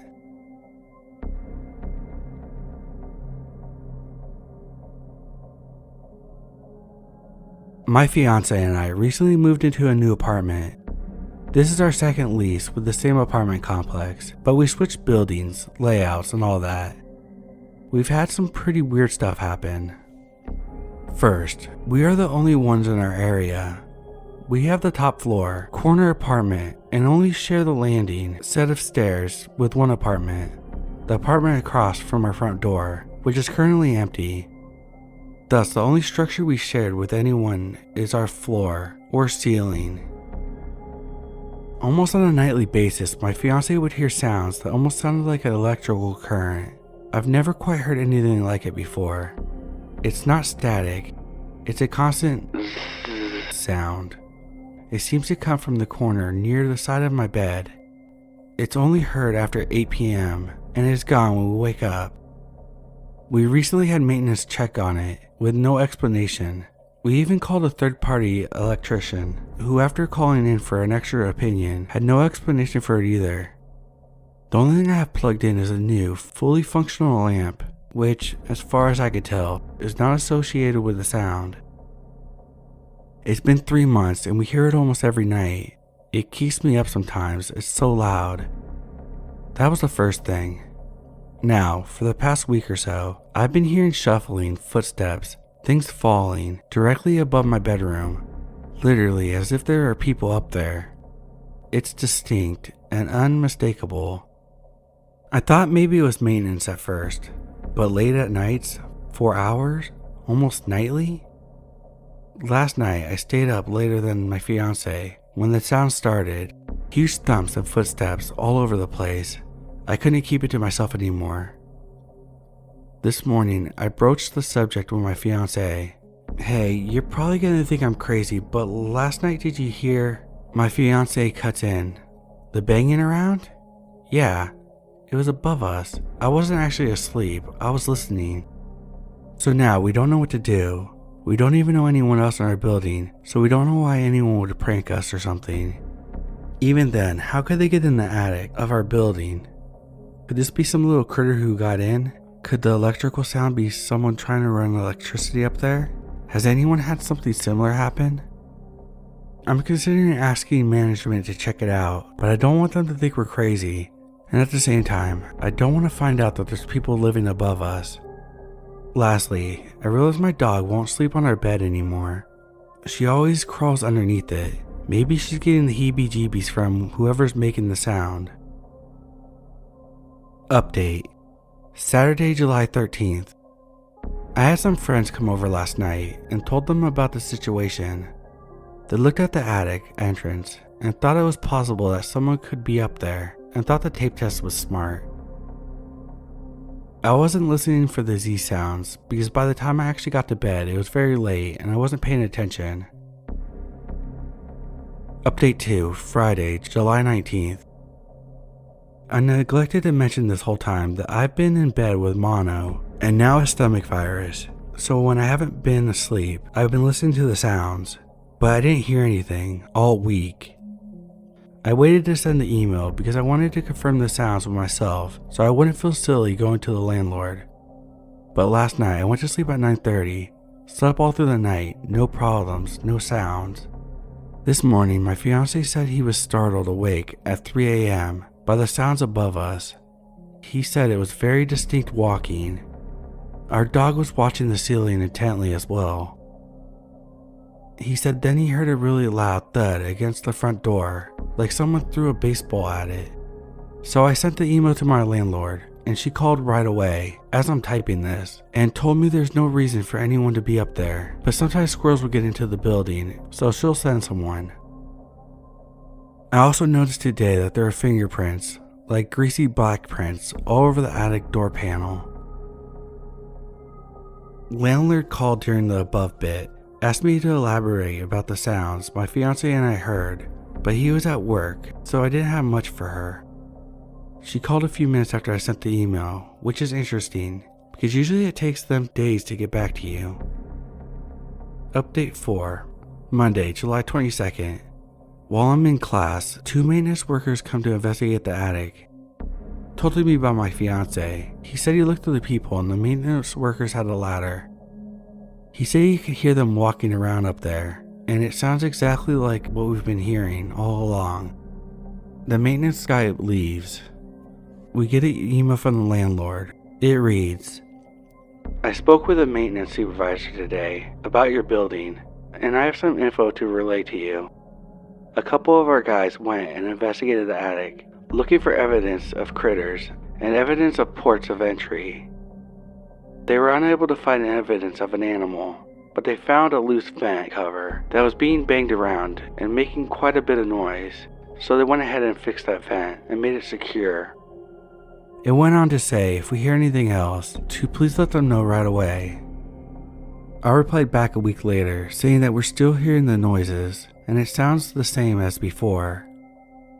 She thanked me for the information and said it was strange, that she was going to send a copy of the email to the general manager to look at it and see what he thinks. Well, now what? So maybe if it was a little critter, its home was disturbed by maintenance and it left. The vent excuse doesn't cut it for me because it doesn't explain the shift in movement as if someone was moving around the area. A loose vent might explain the banging sounds, but not what we've experienced, as far as I'm concerned. If it starts up again, I'm going to do the tape experiment. Last update, Tuesday, July 30th. I emailed my landlord back about some non-related repairs, but based on the vagueness of the vent situation, I'm going to email her again to ask her to elaborate on where the vent was, how big it is, etc. I told my fiance to record anything he hears at night with his phone, but this is a man that still uses the response, "I'm still waking up," an hour after he has been awakened, so I'm not going to bank on him having his wits about him when he's actually awoken by the sounds.